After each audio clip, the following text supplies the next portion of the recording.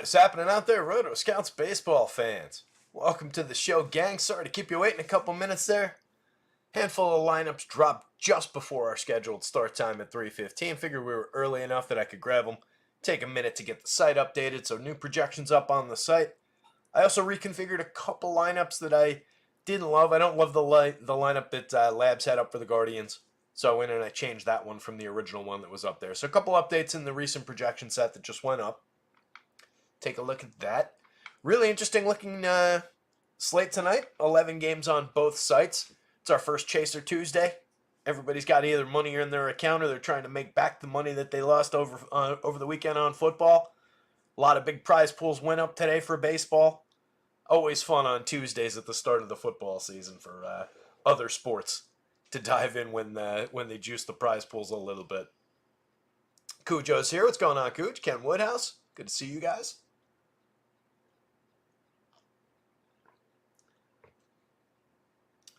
So we've got as I'm saying, a really interesting slate. I think there's some good spots for offense. There's some interesting spots for pitching. We got an interesting Twins lineup. I was really excited about the configuration at the top, but then as I went down the lineup, there was no Royce Lewis, so it kind of diminishes what is a great Twins spot. Anyway, still love the upside for the offense. Still love the Twins stack today, but was a little disappointed there's no Royce Lewis. Now I'm going to have to figure out another way to spend some money in that stack. Birdsong's not starting now? Is he following Roop?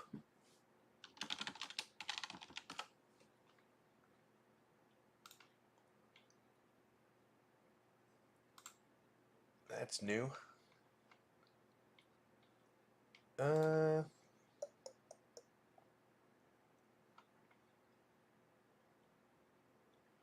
right, hold on. Woody diving in with some news. Appreciate it.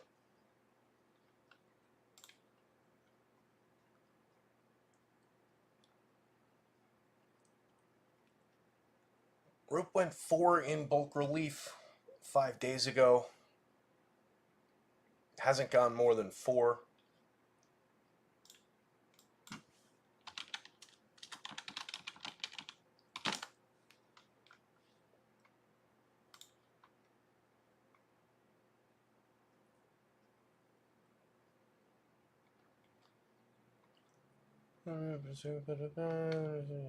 Team has changed, pushing the next start to Thursday. All right, so Roop, I guess, is getting a semi-full start here. So that's fun. All right, bear with me one sec. Let me see if I can get that changed real quick.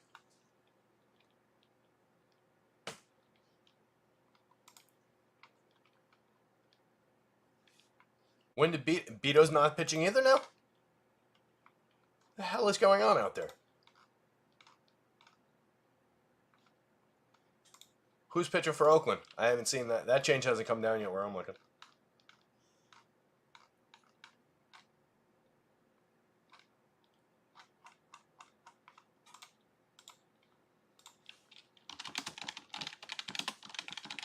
Welcome to the show, everybody. Talk amongst yourselves. Talk about your football results over the weekend. Talk about what you think of baseball tonight, baseball last night. Ugly Monday Night Football game last night. Wasn't really a fan of that game. Jets looked pretty terrible. Did get the Lazard TDs that we were looking for, but just didn't really come together in fantasy lineups that well last night. I still see Beto for the A's. But let me get this Lynn and Roop one in here anyway.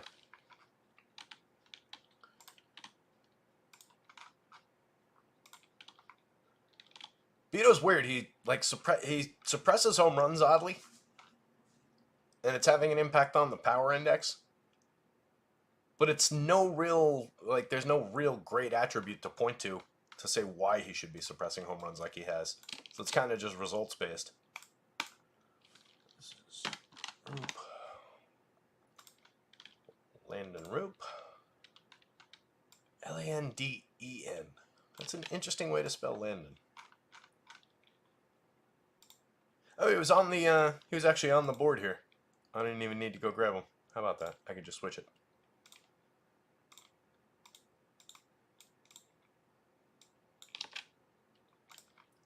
easy. And we're going to give him, what is he? He is right-handed. He's 26 years old. So we're going to give him handedness in the model.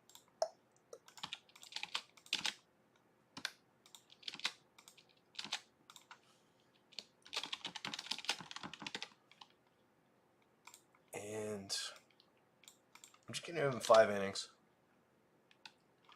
Doesn't really make him relevant. I gotta give him a DraftKings fix starts, and we should be good. All right.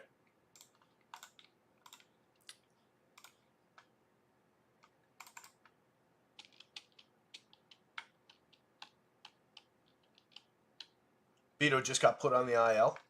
Did they say who's going to start the game then?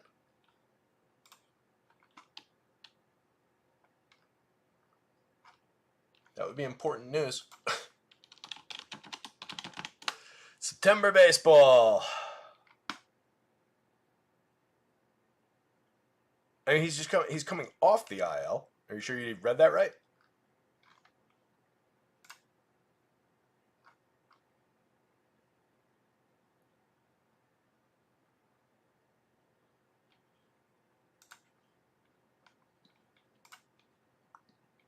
Or actually, he came off the IL, I guess, 3 days ago. Threw 40 pitches in relief. Is this new? Yeah. That's from 2 days ago.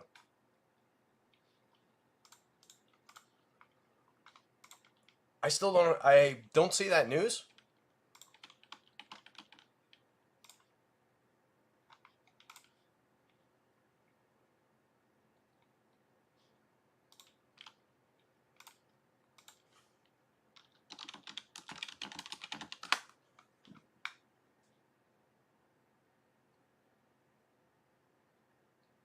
Okay, got it. Oakland A's communication, Oakland A's PR. That's the only place that's their official communications, I guess. I just tweeted it out. So, yeah, Beto to the IL, retroactive to September 8th with right wrist flexor tendonitis, and recalling Brady Basso, as well as Ryan Noda. Tristan Gray goes down. Basso has made 1 start in the show this year. So that means we can get stats on him, which is good. Have you seen anything, Woody, have you seen anything that says he's actually going to pitch today, Basso? Hey, no sweat, Mamba. Good to see you, buddy. Just trying to get this up and running here. Yeah, Clintwood, that's where I saw it. I searched on Twitter and I saw that news. All right. Let me Google Basso and see if he comes up as anybody having him as an actual starter.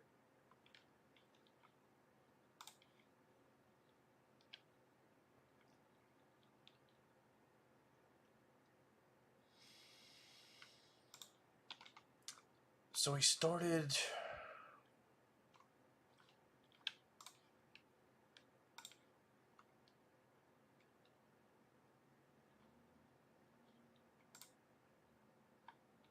So Basso just started on Saturday in the show before getting sent back down. So he's not making this start. He went 6 innings on Saturday. So it's not going to be him. All right, we'll keep an eye on who might be starting for Oakland then, I guess. I haven't seen it updated. So an interesting slate just got even more interesting. A little bit funky. Dylan Dingler is not. He scratched for Detroit if you're playing that early slate. I would love to know who's going to pitch for Oakland. It's kind of an interesting spot. Anyway, all right, so let's get to this. And clunky start to today's show, everybody. But we'll get where we need to be as usual. All right, pitching boards reset. Let's dive in. What's up, Del? Del's going to play a little. Needs an opto, no FC. I see everyone got suggestions. Our guys over at acemind.io, they've got an optimizer. They've got sims. I'll pull it up. I haven't been showing the optimizer much for baseball, but I was we're back onto it since football started. And they've got some really killer new stuff. So if you haven't seen it in a while, give me one sec. Let me turn this off. Turn this on. Like that. So this is the football product. You can see how much they've enhanced just the graphical interface. All of this. Drop-down menus and everything added, so you're not going like individual. It's just one nice big interface now. Simulator and optimizer next to one another. You can import lineups that you build in the optimizer directly into the sims. Pretty slick. This is going to be the baseball product. Classic Showdown, etc., etc. You choose your slates. So it's 1105. These are they're going to be that one. I don't have a grid set up with the projections on it. You would need to import the projections. They don't have projections live on baseball right now. I think they are doing football projections. There was data in there for football this weekend. Not sure if that's how they're pricing that right now. But you can see this is the product with the sim. This is their optimizer for baseball. Got most of the options that you would want over here. Stacking options. Secondary stack, primary stack, min max. So you can say, all right, I want a 4, all 4 4s, or 3 4 or 4 4 in my primary, and then I'll take a 4 2 2 if you let it like this, or a 4 2 1 1 if you let it like that, or you could just juice this one back up to 4, however you want to do it there. Different rules, matchups, correlations, etc., etc. And when you import the projections, as you can see, you can bring files directly in from different places, ETR, stochastic. If I had to download, they would probably add that. But you can easily just create a little download map from mine and just drop it in there, or you can use theirs. You just download the template, pop that open up there, and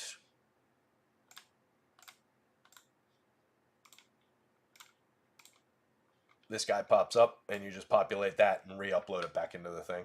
So the way that I do that is I just have this on a tab, right? And then I'll just copy the grid here from like here over, and then I just have these columns set already, and I have them looking it up. It'll pull the projections, the standard deviation, ownership, batting order, and you can upload it directly. There are others out there, but these guys have some pretty great pricing, some great product. They're very hands-on as far as support and all of that goes. Promo code rotoscouts, all in caps, gets you 20% off your first month. Anywho,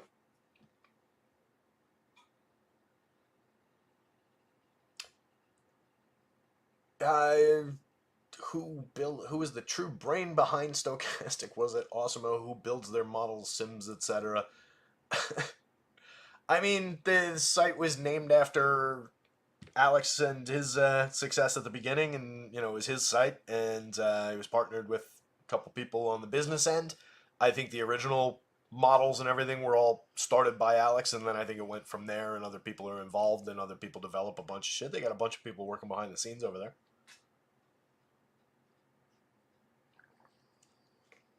A lot of smart people on the staff there. So, yeah, I think it was, started with Alex and organically went out from there. I appreciate that, Lone Wolf. Not as good without me. Oh, so nice of you guys. Well, that's why we're doing this. Anyway, let's get into this thing. Take a quick look at the run board. Now that we've spent some time. If anybody spots that if Oakland announces the starter, let me know and we'll get that changed in here. I should also see what that pitching change did to the line on the other game. That was what, San Francisco and Milwaukee.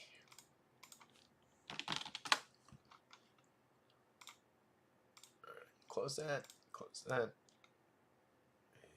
that. Okay, that goes to 7.5, 113, 104. I think it's the same. Yeah. So I must have caught that just after it changed and not caught the pitching change. All right. So we'll keep an eye on the A's game. And starting us off up at the top, good one in Yankee Stadium between the Royals and the Yanks.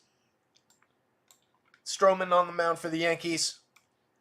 Better real-life pitcher than a DFS option, but always capable of suppressing an offense.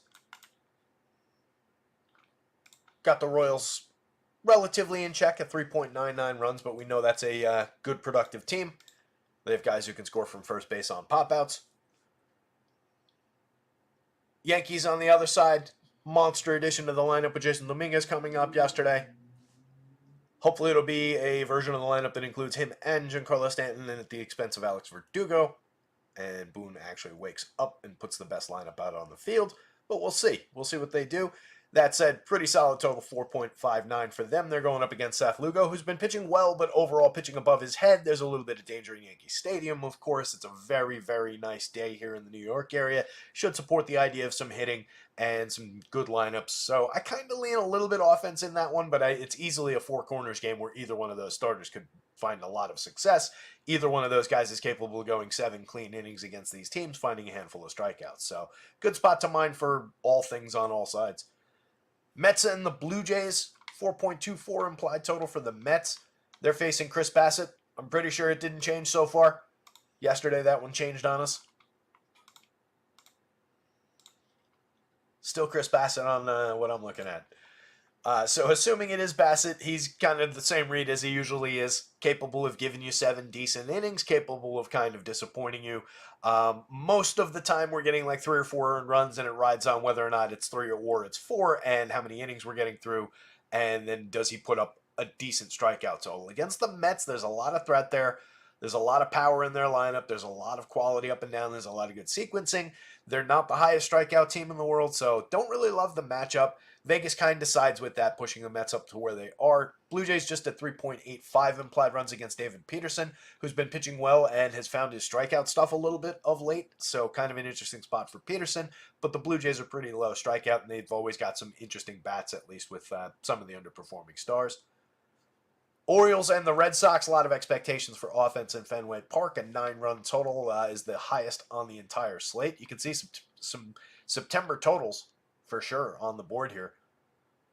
We've also got a very cool, the only weather spot on the Roth board, by the way, was just a note about how cool it's going to be. It's in the 50s out in San Francisco tonight. Supports a low run total, supports some pitching. Nobody else had weather. But overall, some September totals. So it's Cutter Crawford on the mound for the Red Sox. 4.26 implied total for a very good Orioles lineup. And then it's Albert Suarez facing a pretty good Red Sox lineup that's got a lot of power, a lot of really good lefties to throw at him. 4.83 implied total for Boston. They look very playable on this one. Guardians up at the top of the slate, 4.15 implied total, kind of standing alone as the only team above 5 runs. 8.5 runs on the game against the White Sox. It's Jonathan Cannon going for Chicago. It's Ben Lively on the hill for the Guardians. Lively looks pretty playable at a fair mid-range price. He's not great, not even necessarily good, but the White Sox are another thing altogether. They're just terrible, and a very low total for them. And the Guardians are kind of a go-to offense today. We'll see what the lineup looks like. Again, I changed that one from the original projected one. I didn't really love the version that Labs had in, but that was the version that they used the last 2 times they faced righties without Jhonkensy Noel. So we'll see what they end up doing. It could come and go as far as the overall power in it, but either way, they're going to look pretty good for sequencing for run scoring against Jonathan Cannon. One of our favorite targets on the mound for the Angels, it's Griff Canning going against the Twins. The only thing that sucks is the Twins don't have Royce Lewis in the lineup, but there is still a lot of power showing. It's still an interesting lineup. They've got a lot of really compelling lefties to throw at Griff Canning. Canning's been a little bit up and down. He's been better in a few spots lately, but he's still, in my opinion, pretty targetable for power, and I like that Twins lineup. Vegas really likes the look of the Twins today. They've got Pablo Lopez on the mound, so he's pushing a very low total in the other direction, just 3.14 implied runs for LA. part of the big total is the separation that he creates in the math there. So 4.97 implied runs landing on the Twins side because they're so heavily favored. But I do buy in on the bats beating Griff Canning here, especially the way that lefties typically hit him. The Reds against the Cards, 3.82 implied runs for the Reds. They're going to be facing Andre Palante, who is pretty decent usually at keeping the ball in the yard, keeping the ball down. He gave up 2 home runs in his most recent game. That was against the Brewers at Milwaukee. But typically we're getting mostly clean innings, mostly low-scoring games, limited power, but also limited strikeouts out of Palante. So he's not a great DFS option, but believable that he would suppress this Reds offense. If he gets the version of their lineup that has a ton of strikeouts in it, it does benefit him a little bit, but he's only kind of a mix-and-match quality option. And then Rhett Lauder on the bump for the Reds, making his second start. Pretty good in the first one, 6 1/3, 3 strikeouts. 4 walks is unfortunate, 4 hits, but no runs. Not a bad start. That's against the Astros. 4.27 implied total for the Cards against. The Athletics with whoever might be pitching for them. We'll see what the total ends up looking like, but the Astros were already looking pretty good in terms of run scoring against Oswaldo Bido. The one thing that was hampering the Astros a little bit was the limited power that they were showing in the home run model against Bido. But like I said, that was kind of deceptive anyway. I don't really see anything about Bido that would suggest that he would have been that low home run just, in the long term. He's just done it. It's a little bit results based, but that's what the model is fed to some degree. So I think, it's not like the A's are going to roll out prime Jake DeGrom out of nowhere here. So whoever they bring out, the Astros are probably only going to be as good or better than they already looked. So seems like a pretty premium spot there. And then it's Eric Getty on the mound for Houston. He finally went bust in his most recent outing, just 2/3 of an inning. He gave up 9 runs, but only 3 of them were earned. That came after an adjustment. Originally, they were most of them were earned, and then they adjusted it back down with a few days later with a scoring adjustment. So it burnt if you had him that day for DFS. You got those points back in season long. But that was his first bad one after a series of very good starts. A couple of them weren't quality starts by the numbers. Gave up 4 runs, but still pitched well. And a bunch of them were just very, very good starts, including 3 starts with double-digit strikeouts, 12, 13, and 11 strikeouts against the Rays, the Red Sox, and the Phillies. So he was pitching well. I think you go right back to him here against a pretty gettable Athletics team that does have good options up at the top. A little bit of power, a little bit of on-base skill. But Arrighetti seems like he's been pretty real. He's been delivering throughout the season. George Kirby on the mound for the Mariners, facing a low strikeout, halfway decent Padres lineup. He's got them suppressed to just 3.44 runs. This game's got the lowest overall total at 7 runs overall. Yu Darvish on the mound, making his second start back. Came back last week, just 2 2/3, 3 earned runs. He threw 63 pitches. He was out partially with a family issue. He also had an elbow thing. Not really sure what the pitch count looks like, but I don't think there's all that much on the bone there. But it is a low total for the pretty bad Mariners. While he's on the mound, he should be pretty decent against them. Might find some strikeouts. I don't think we're going there for DFS, but believably low totals on both sides of that game. The Rangers drawing just a 3.30 implied total against Zach Gallen, who's looking pretty strong. 8 strikeouts his last time out over 6 innings against San Francisco. Not a bad game. 5 earned runs against the Dodgers, but still struck out 7. A 9 strikeout game at Fenway Park against the Red Sox, the start before that. Gallen's up and down, but in this spot seems pretty playable. The Rangers lineup, better individually than they are collectively this season somehow, but it is an interesting lineup, and it's always going to be. On the other side, a 4.30 implied total for the Diamondbacks going up against Nate Eovaldi. Playable pitcher. Seems like there's potential there, but Diamondbacks are definitely frisky. They're getting Ketel Marte back in the lineup, so a lot of upside for them. Brewers and the Giants. It's the new pitcher Loop for the Giants. I got him. I just put him in at like 5 innings based on what he did the last time out. Brewers looked okay against Birdsong, but that's a low total, and again, it's going to be in the 50s tonight out there. It's kind of cold weather already in San Francisco. Doesn't look like a great spot for offense, but doesn't look like a spot where we're going to that Giants pitcher, I don't think. We'll give them a harder look in a minute. Aaron Savali is the interesting case on the other side. Fairly priced. The performances have been extremely up and down throughout the season, but last 2 games he struck out 7 apiece, including 2 starts ago over 7 innings of 2-hit shutout ball against this Giants team. He struck out 7, he walked 2, gave up 2 hits, no runs. So pretty good team, pretty good game just recently against this team. Supports the idea of him finding some upside. This is a high strikeout Giants lineup in general anyway, but we have had a lot of downside from Savali this season. Since joining the Brewers, though, overall, only 2 starts that were even clunky. Four earned runs in his first one, that was against the Dodgers, and then 5 earned runs in a short start against the Nationals. Every other start was decent. A couple of them were too short, but by and large, he's been pitching a lot better. So it seems like a good spot to get in affordable Aaron Savali. He makes a lot of things work in lineups. Rounding things out, the Cubs and the Dodgers. It's supposed to be Yoshi Yamamoto coming back. I don't think it's going to be for all that many innings. He just went 2 in a couple of rehab appearances. Probably just getting 3-4 innings at most out of him. It's a gettable Cubs lineup, but I don't know what the form's going to look like.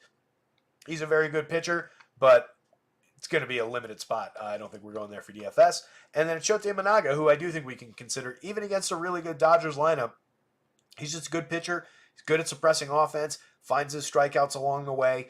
Might be a lower strikeout spot than we're usual, but I mean, put up 7 innings of no-hit ball the last time we saw him against the Pirates. 7 strikeouts. Game before that, 8 Ks against the Nationals. Just a good, effective pitcher. So probably going to be a little low-owned against the Dodgers. He's got them at 4.47. That's not a crazy high total considering the team.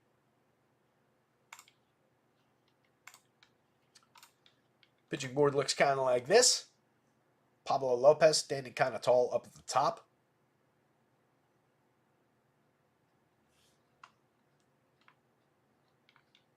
It's Kirby picking up more on DraftKings. That's an interesting gap in that projection.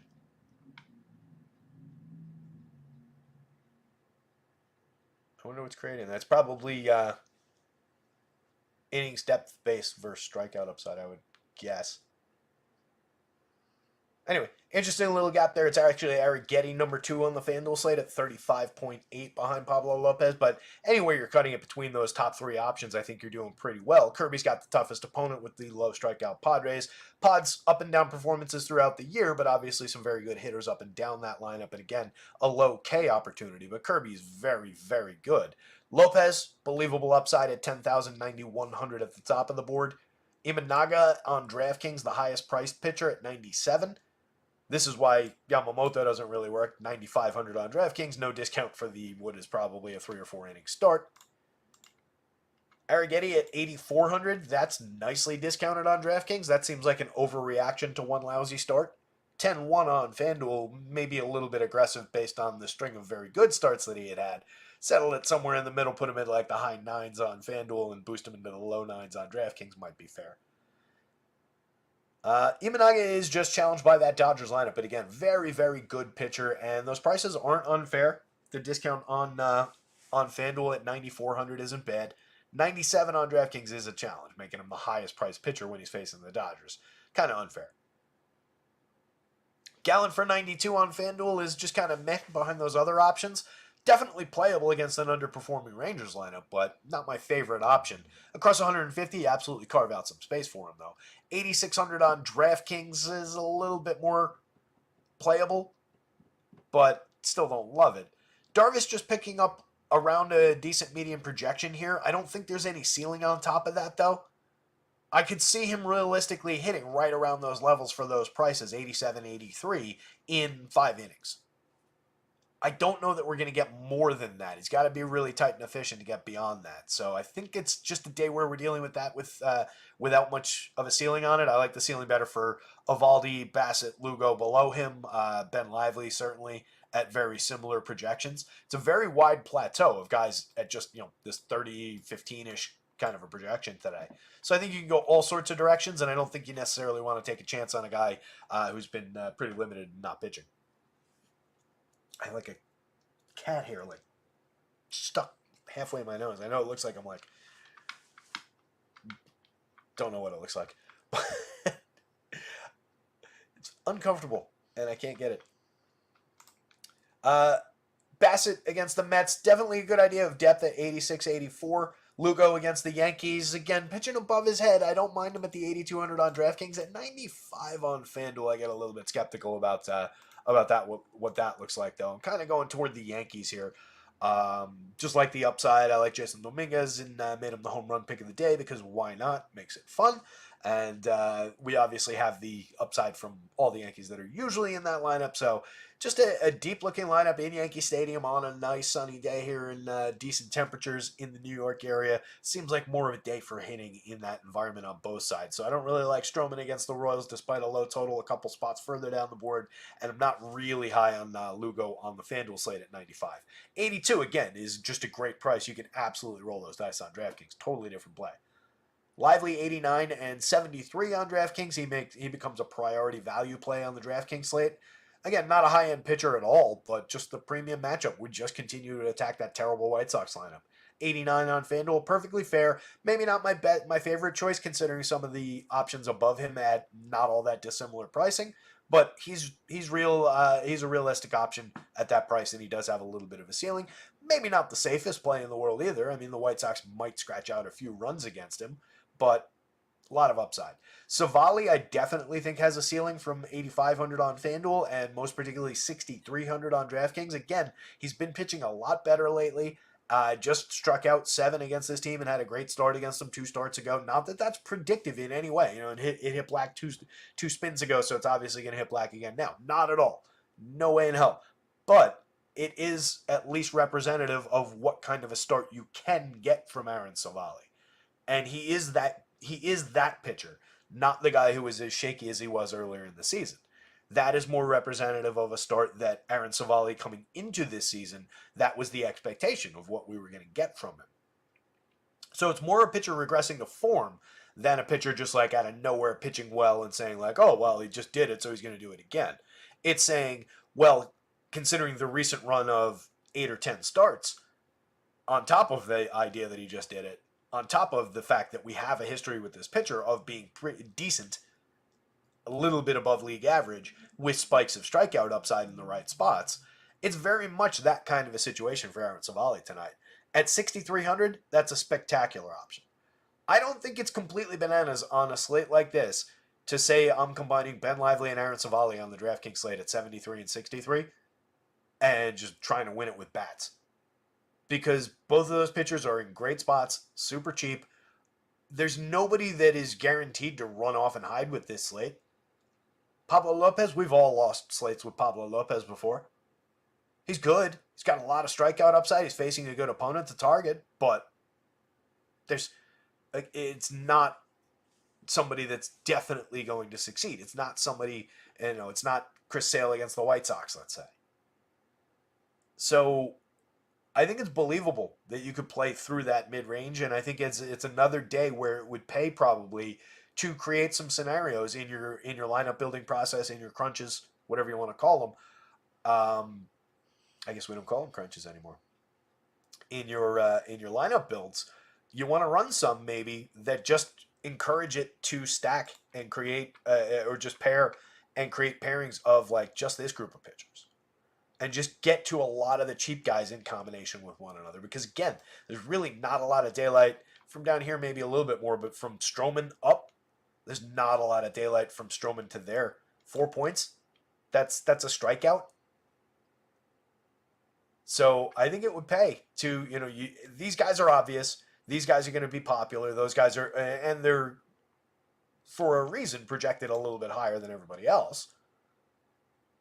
But by no means does that mean that those guys are clearly going to run off and hide with their scores. So definitely pays to make some groupings of these guys down here and then just open it back up. Obviously, you want a lot of these 3 guys paired with a lot of those guys. Cutter Crawford against the Orioles. You can take him or leave him 81-75. He is in that group of pitchers. He can be effective, but not the most compelling option in Fenway Park against a pretty good Orioles lineup. You can leave both sides of that one as far as pitching goes, in my opinion.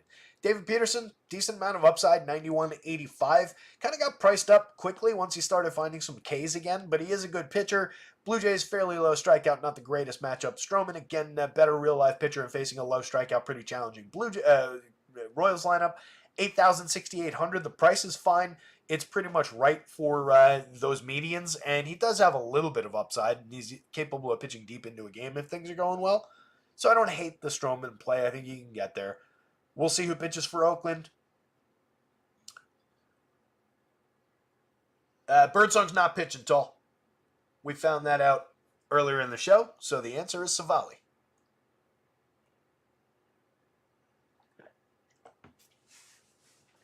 Rhett Lauder going for Cincinnati. Somewhat realistic. Definitely a dart you could throw at 6,500 on the DraftKings slate. 83 I start to question on FanDuel, but this is easily in play. Yamamoto, again, just don't think we're going to get any kind of depth. Palante, somewhat realistic at 74, 77. I just would probably rather get to any of those $6,000 pitchers over Andre Palante. Pretty low strikeout upside.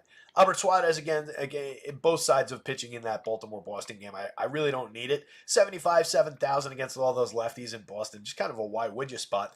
Roop, a little bit of upside maybe against Milwaukee. He's only 4,000 on DraftKings, which does make him interesting. We'll take a look at the numbers in the game log and what the minor leagues look like. Wasn't prepared to talk about him, but we'll figure it out.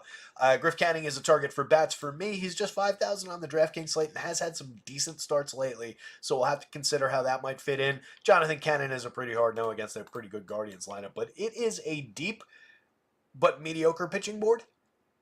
I think that's fair. There's a lot of guys that it can get got through that group of pitchers. But I guarantee you, 2 of those guys, 3 of those guys are going to have pretty damn good starts. So, interesting slate. Getting back to it here, I'm sure we've gotten some lineups in. Yankees lineup is in most importantly. Let's see. Hey, he actually got it right. I'll be damned. Finally. There's your Yankees lineup. Stanton in it, Jazzy in it, Dominguez in it, Rizzo in it, Volpe in it, Wells catching and hitting cleanup, Soto and Judge, Glaber. That's the best version of this lineup, thankfully. Royals lineup, let's see, we do not seem to have that one. Let's see if we got it on Underdog.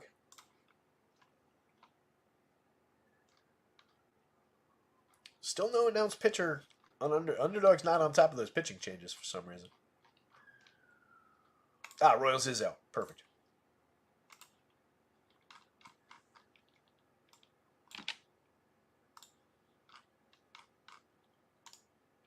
Hit the like button if you're just getting here. Hit the subscribe button, all those fun things. Check out our guys over at Ace Mind. Follow the @rotoscouts Twitter handle. I appreciate the guys who've been out there liking and retweeting stuff, by the way. It actually does help, believe it or not.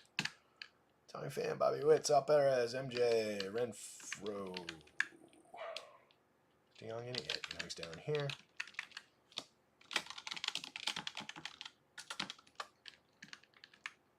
Massey. Freddie's here. Renfro, Massey, DeYoung, Furman, and Isbell. All right.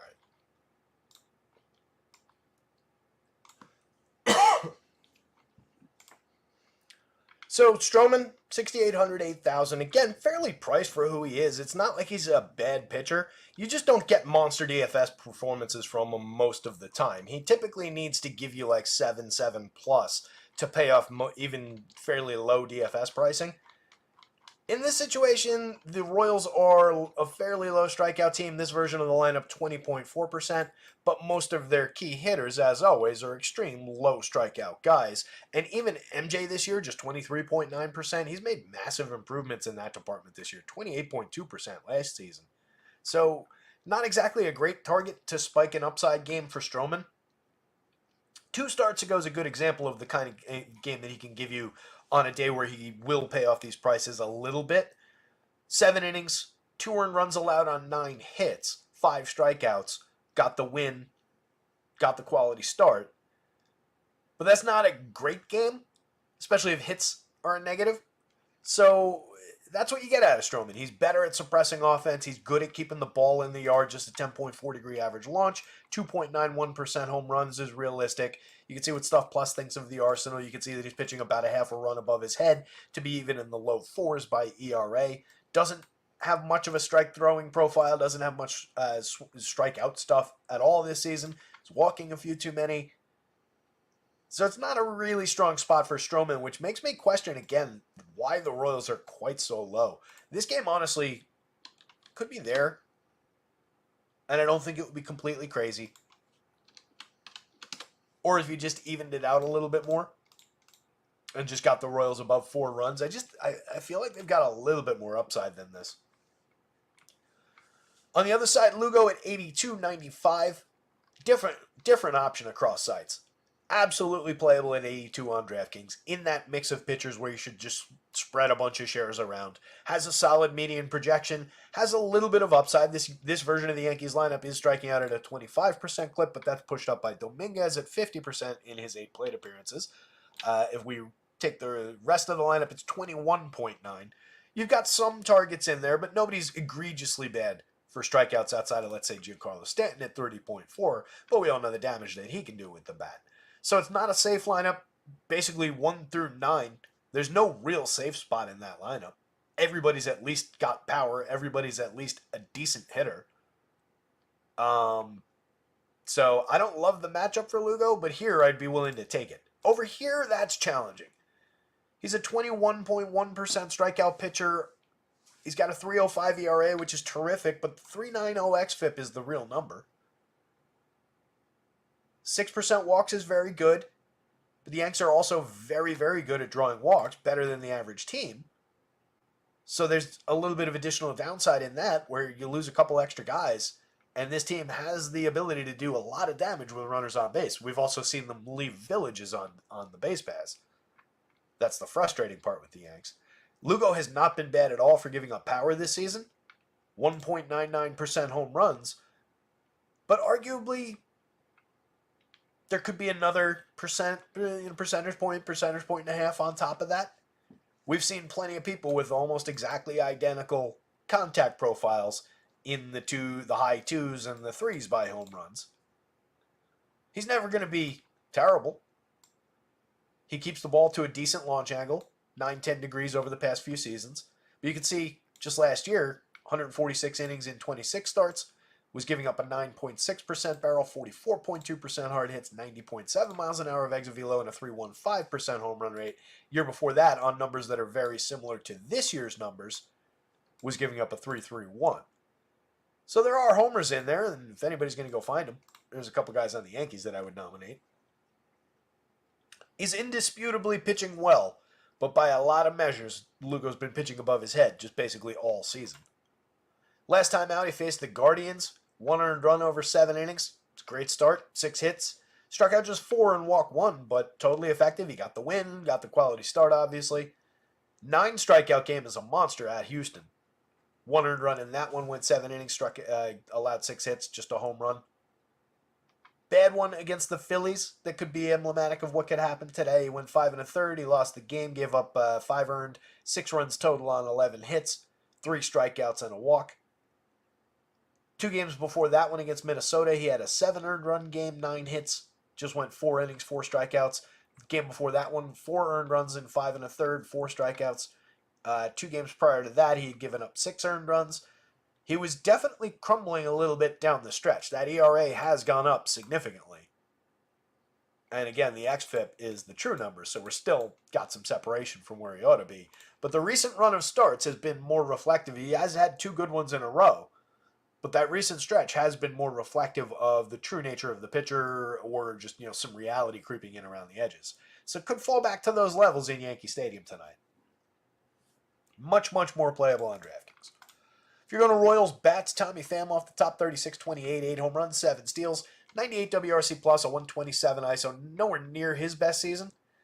42.6% hard hits is okay. He's still relatively low strikeout, can get on base, can make things happen, and has always been a good contributor for counting stats. This is actually disappointing from him in 408 plate appearances. But there's always going to be upside, and he's in the right spot in the lineup, and he gets on base ahead of the core of their lineup. Bobby Witt, obviously a superstar, 66.44, totally affordable. He and Judge are going back and forth in the MVP race. Should be interesting to watch down the stretch here. 30 home runs, 28 steals, a 266 ISO, a 169 WRC plus. How that's actually a back and forth when one guy is 69% better than average creating runs and the other guy's 114% better than average creating runs is anybody's guess, but apparently it is. Sal Perez at the top in the third spot in the Royals lineup. 4,600 is a very, very good price to find Sal Perez where you have to play catchers. He's only hit 26 home runs this year, a 199 ISO, a 120 WRC+, 13% barrels, 44% hard hits. I don't understand how they arrive at 4,600 when you have to play catchers. 31 on FanDuel, perfectly fine. Catcher first base is the same position over there. MJ, just 3,300, 2,700, a lefty in Yankee Stadium against the gettable righty. 17 home runs this season, 203 ISO. The average, the on base are not good and may never be for this hitter, but he hits the ball very hard from the left side. 8.9% barrels, 44.3% hard hits this year. Double-digit barrels each of the last 2 years. Aggressively above 40% hard hits each of the last 2 years, and again, has cut his strikeout rate by nearly 5 percentage points this year. Lost a little bit of walk. If he was drawing his walk rate from last year, he'd be above a 300 on base and closer to a league average run creator. He's an interesting bat in Yankee Stadium. There's no denying it. Hunter Renfroe, 34-26. 13 home runs in a mediocre season. Still low strikeout, relatively high walk, but not a good year out of Renfroe. He's just cheap. Just another outfielder, really. Mike Massey, I like at second base. He's very affordable in this Royals lineup. Lefty bat in Yankee Stadium is always a plus. A 189 ISO, 12 home runs. Hits the ball squarely a decent amount of the time. Not exactly elite contact numbers, but not bad from a guy who's very low strikeout at 15.4% and draws just 3.4% walks. A lot of well-struck balls in play. Paul DeJong has 24 home runs on the season at 210 ISO, also a 32% strikeout rate. Not that Stroman's a big strikeout pitcher, so maybe the pitch-to-contact nature of the pitcher yields some home run upside for DeJong. He's playable, just kind of a mix-and-match player always is for me. Freddie Fermin, definitely playable in terms of the at the average, the ability to get on base, the run creation. More of a correlated scorer from down lineup, but decent at that. You could use him as a wraparound play. It's not a total mistake, but it's not an ideal position or player to have in the wraparound role either. Kyle Isbell just makes a match quality at the bottom. Again, the best possible version of the Yankees lineup, finally. 3,900, 2,900 for Gleyber is exceedingly cheap. I know he's just slashing 253, 28, 363 this year. He's got a 98 WRC+, just 12 home runs, striking out 20% of the time. It's not a bad strikeout rate. It's a good walk rate. Not a good barrel rate or hard hit rate. Doesn't really compare to where he was the last 2 seasons. The output's diminished from a guy who hit 25 home runs last year. Year before he hit 24. So yeah, the power's way down. But there's believable potential at the very least. And as I keep on saying, all he's got to do in this lineup now is just get on base ahead of these guys. And he does have that skill set. So I never am going to completely discount the Gleyber play. Yes, he's been bad this year, but it's been priced in completely. He fits in at second base anyway, so it's just kind of a why not situation. If you're stacking the Yankees with a team that's got a better option at second base, you can absolutely go that way, especially if they lack outfielders because the Yankees are extremely outfield heavy now. But Gleyber's not a bad option at second base, hitting ahead of Soto and Judge. 65, 69 for those two on DK. 45, 48 for those two on FanDuel. Absolutely elite options. Judge's had more of a cold, like 10 days or so, but monster upside. Going to come roaring back any second. Soto carries the team when Judge doesn't. Judge carries the team when Soto doesn't. When they're both aligned, everything's fantastic in Yankee land. Austin Wells has 13 home runs, has been doing really well out of that cleanup spot. Lefty bat, 40.2% hard hits, 9.6% barrels. Just 4,500 where you have to play catchers, 2,900 in the cleanup spot in this lineup where you don't have to play catchers. Consider him a first baseman. It's perfectly fine to skip Anthony Rizzo if you don't like him from the 8 spot and just go with Wells like he's a first baseman, and he's hitting like it. 186 ISO, 121 WRC+. Giancarlo Stanton, under 5,000 on DraftKings, 4,900 for his monster upside. 9.85 in the home run model, given Lugo's ability to kind of suppress power, especially this season. Cuts into Stanton a little bit, but nobody hits the ball harder than Giancarlo Stanton. 21.3% barrels, 54.2% hard hits this year. 25 home runs in 404 plate appearances, a 248 ISO, all the power in the world. Jazz Chisholm, 10.1% barrels, 39.9% hard hits. Another good lefty bat in the Yankees lineup. Still 3 position eligible on FanDuel. Third base is fine for him at 55 on DraftKings, but getting the ability to plug him in at second if you want to on FanDuel for 35 is great. Third base works on FanDuel just as well. 22 homers, 35 steals, 262, 330, 447. Great piece in the Yankees lineup. Then the rookie, Jason Dominguez, 3,600, 2,500, finally arrived. 9.57 in today's home run model. Home run pick of the day just because it's more fun than going with Judge or Soto. And I wanted to go with a Yankee here. Anthony Rizzo, 35, 27, 8 home runs in 320 plate appearances, but a lot of quality still in that bat.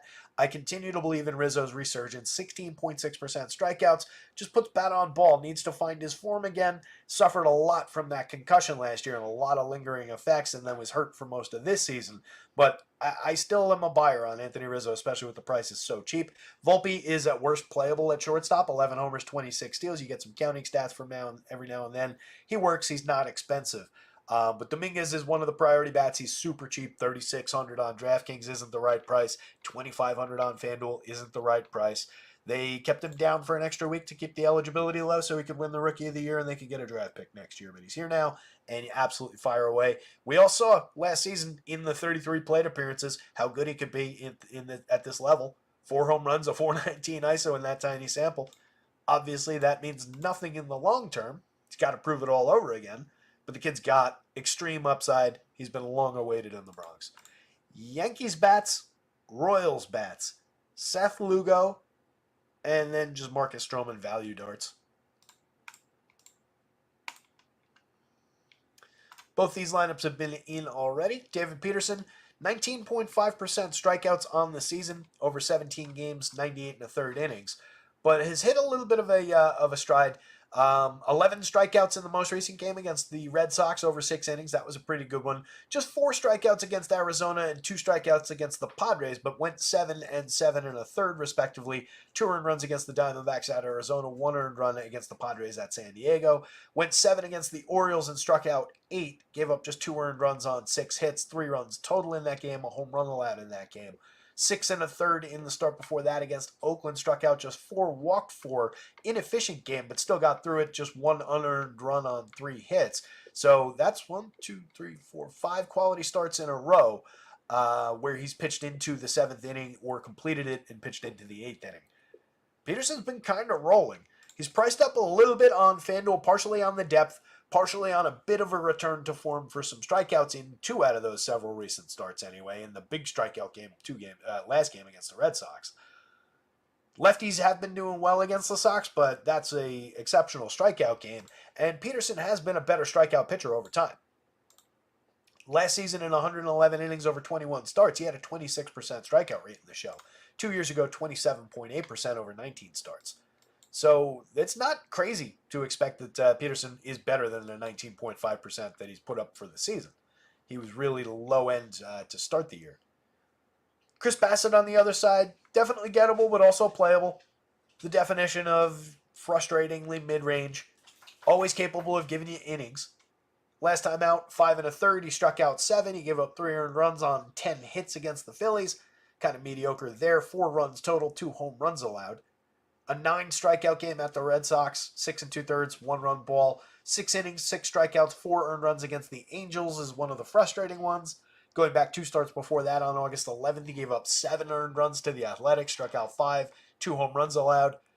That's Chris Bassett. He can be a roller coaster, but he can be very, very good. And typically will at least project out for an effective median projection at price. It's just which version of him do you get? So you can roll the dice against a pretty good Mets lineup, but I tend not to target this Mets team all that much. I have a healthy respect for their run creation abilities, their on-base skills, and the power in this lineup. So I think he's totally avoidable here. He is playable. 86 is not the best price on FanDuel. 84 is a lot more playable on DraftKings. You put him in that mix of SP2 option or mix of next tier starters. He's up here, right? So if we're calling it like Gallon down through. Bombito's not on the slate anymore, but down through Stroman. He's in that mix easily, but he's not my favorite option in there. Not against the Mets. So a couple playable pitchers, but probably not my first choice on either side. Mets lineup, typically good. Francisco Lindor continues to be great off the top. 30 home runs, 27 steals, and 221 ISO, 34% better than average for run creation. Very low strikeout, constantly putting the ball in play, creating runs, stealing bases, doing everything he needs to do to hold down being one of the best shortstops in the game. 3,600, 2,800 for Jesse Winker is pretty good considering 14 home runs, 14 steals this year, 123 WRC plus. The performance comes and goes, but overall the numbers are there, and he's been relatively high walk, fairly low strikeout, good at putting the ball in play, good at getting involved for correlated scoring. The on base is terrific at 364. A lot of reasons to play Jesse Winker for cheap prices if you're going Met stacks. A lot of reason to consider Mark Vientos at just 4,700. We've talked about that all year long. 3,300 on FanDuel. 24 homers at 267 ISO. Monster upside, one of their best players at third base, and way underpriced on both sides. Pete Alonso, 48.32, is also underpriced. I guess it's getting more justifiable to price Vientos at 47 if you're going to put Alonso at 48. 31 homers for Alonso, 226 ISO, but look at the numbers side by side. We're talking about a separation of just 7 home runs, despite Alonso closing in on 300 more plate appearances. 281 ISO for the kid, 281 average for the kid, 239 for Alonso. 339 on base for the kid, 325 for Alonso. 548 slug for the kid, 464 for Alonso. 267 ISO, 226, 147 versus 122 WRC plus. Vientos leads in barrels, hard hits. He's higher strikeout, lower walk, if we want to quibble. But he's been better than Pete Alonso and nearly putting up the same home run totals in fewer plate appearances. Way fewer plate appearances. That's how good this kid is. Is. Not might be. Is. Brandon Nimmo, 45-29. Very playable. 18 home runs, 13 steals, a 167 ISO, a 112 WRC+. plus. Solid mixer at the absolute worst. Can hit the ball very hard. Definitely gets on base at a good clip. Not his best season, but considering that this is the downside of Brandon Nimmo, that means there's a lot of upside, and it's kind of priced in. 45-29. That's cheap for this player.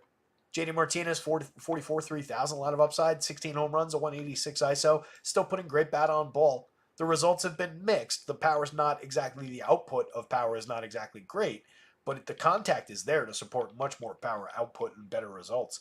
DJ Stewart, a mix and match option from the left side who can hit the ball pretty hard for a cheap price. Frankie Alvarez, playable at the catcher spot, but not having a strong season. 6 home runs, 233, 303, 363. Still very, very young and finding his way after a good outburst for power last year and then missing some time.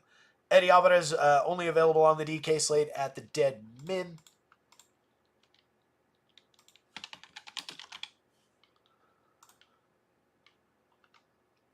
Uh, 34 years old. Don't know why he wasn't already in the model. No plate appearances last year. 27 plate appearances 2 years ago. Has a career 142 plate appearances in the show. He's a 183, 262, 262 hitter with a 45 WRC plus. He's hit 1 home run in in his major league career, and again he's in his mid 30s, so probably not going there. On the Blue Jays side, George Springer got dropped in the Dynasty League this weekend. Picked him up because I need some stolen bases, and hopefully he finds a few. 19 homers, 14 steals, the leadoff spot, so he sees tons of plate appearances. Disappointing year overall for Springer. He kind of pulled together the counting stats a little bit down the stretch, but it's still ugly overall at 221, 304, 381, just a 160 ISO, 3 points shy of league average for run creation. Has been low strikeout, high walk. Could easily push that over a league average WRC plus before the season's over. Might get to 20 home runs, call it 17, 18 steals. But it's not going to be a good George Springer season. The good news is, though, if you're going there, it's all priced in. 4,300, 3,000. He's facing a lefty today. There's a little bit of upside there. So it's a player you continue to go to if you're stacking up the Blue Jays, despite the disappointing performance. You just are appreciative that that's priced in, that the bad year's already priced in. Varsho at 38, 28, 18 home runs, 10 steals. Pretty weak. Lefty, not an ideal option. What's he doing against lefties? Let's see.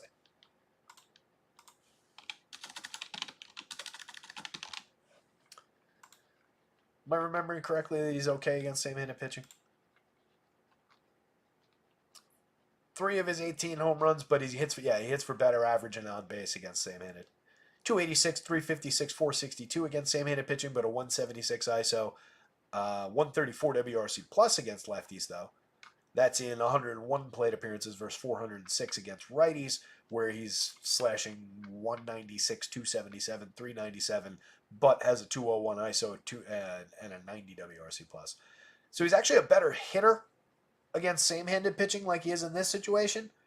I'd probably prefer that guy the guy who hits for average, gets on base, and creates runs and correlates, rather than the guy who only hits for power and is sub Mendoza and kind of bad. So I guess if you're inclined to go to the Blue Jays, a cheap Dalton Varsho, when people will just see lefty-lefty and probably not go there, I think it's totally fine to include him. 54.35 for Vladdy is a nice little buy. 28 home runs on the season, a 229 ISO. Can definitely take David Peterson out of the yard. Peterson, though, has been good at limiting home runs. 5.8 degree average launch, a 1.93% home run rate allowed this season. So there is that downside. It's reflected a little bit in the home run model with Vlad at just 8.20 to lead the team. Alejandro Kirk, I continue to question why he lands at the cleanup role pretty frequently, other than putting the ball in play. He doesn't exactly hit it hard when he does that. He's got 5 home runs on the season, just a 103 ISO, 87 WRC+. Weird selection in that spot, but that's where he is. He is a cheap catcher and a good lineup spot. So if you're going to Blue Jays, you can play him. Ernie Clement, just very low strikeout, a lot of balls in play there, but again, another very weak contact guy. 4.1% barrels, 24.7% hard hits, 8.8% strikeouts, and 2.3% walks is a ton of balls in play. But again, they're just not well struck. 262, 284, 416. He does have an odd 11 home runs on that contact in just 386 opportunities, but just kind of a mix and match player in the infield, multi-position on both sides for a cheap price. Spencer Harwitz at 38, first base, still sucks position-wise because he's a position blocker on DK with Vladdy. Second base and first base is fair on FanDuel, 3,100. He's got a 359 on base, continues to create runs, 34% better than average. He's hit 12 homers, like the player a lot. Davis Schneider, 3,000, 2,300, mix and match quality, 10 home runs on the season, but nothing else really to speak of. Louis Menez, mediocre, over 169 chances, but 104 WRC plus is keeping him alive. Not really sure where that's coming from. 9.4% barrels, I guess. He's putting decent bat on ball. He has hit 4 home runs in 169 chances, 153 ISO. I was expecting either a better on base or a high walk rate or something in there to support that 104 WRC+. I feel like he's clinging to that with his by the skin of his teeth. Loperfido hasn't really been good in 222 plate appearances, was limited for opportunities for a long time early in the season, and then just hasn't been great since coming to the Blue Jays. Mix and match option at the bottom.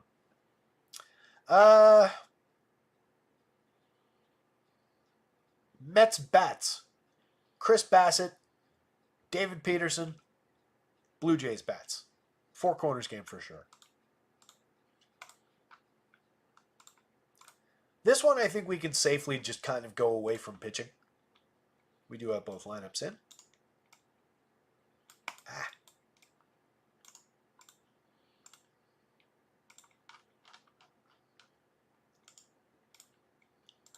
Like on a deep pitching slate where all those guys look pretty much the same, including Carter Crawford as one of them, less so Albert Suarez on the other side.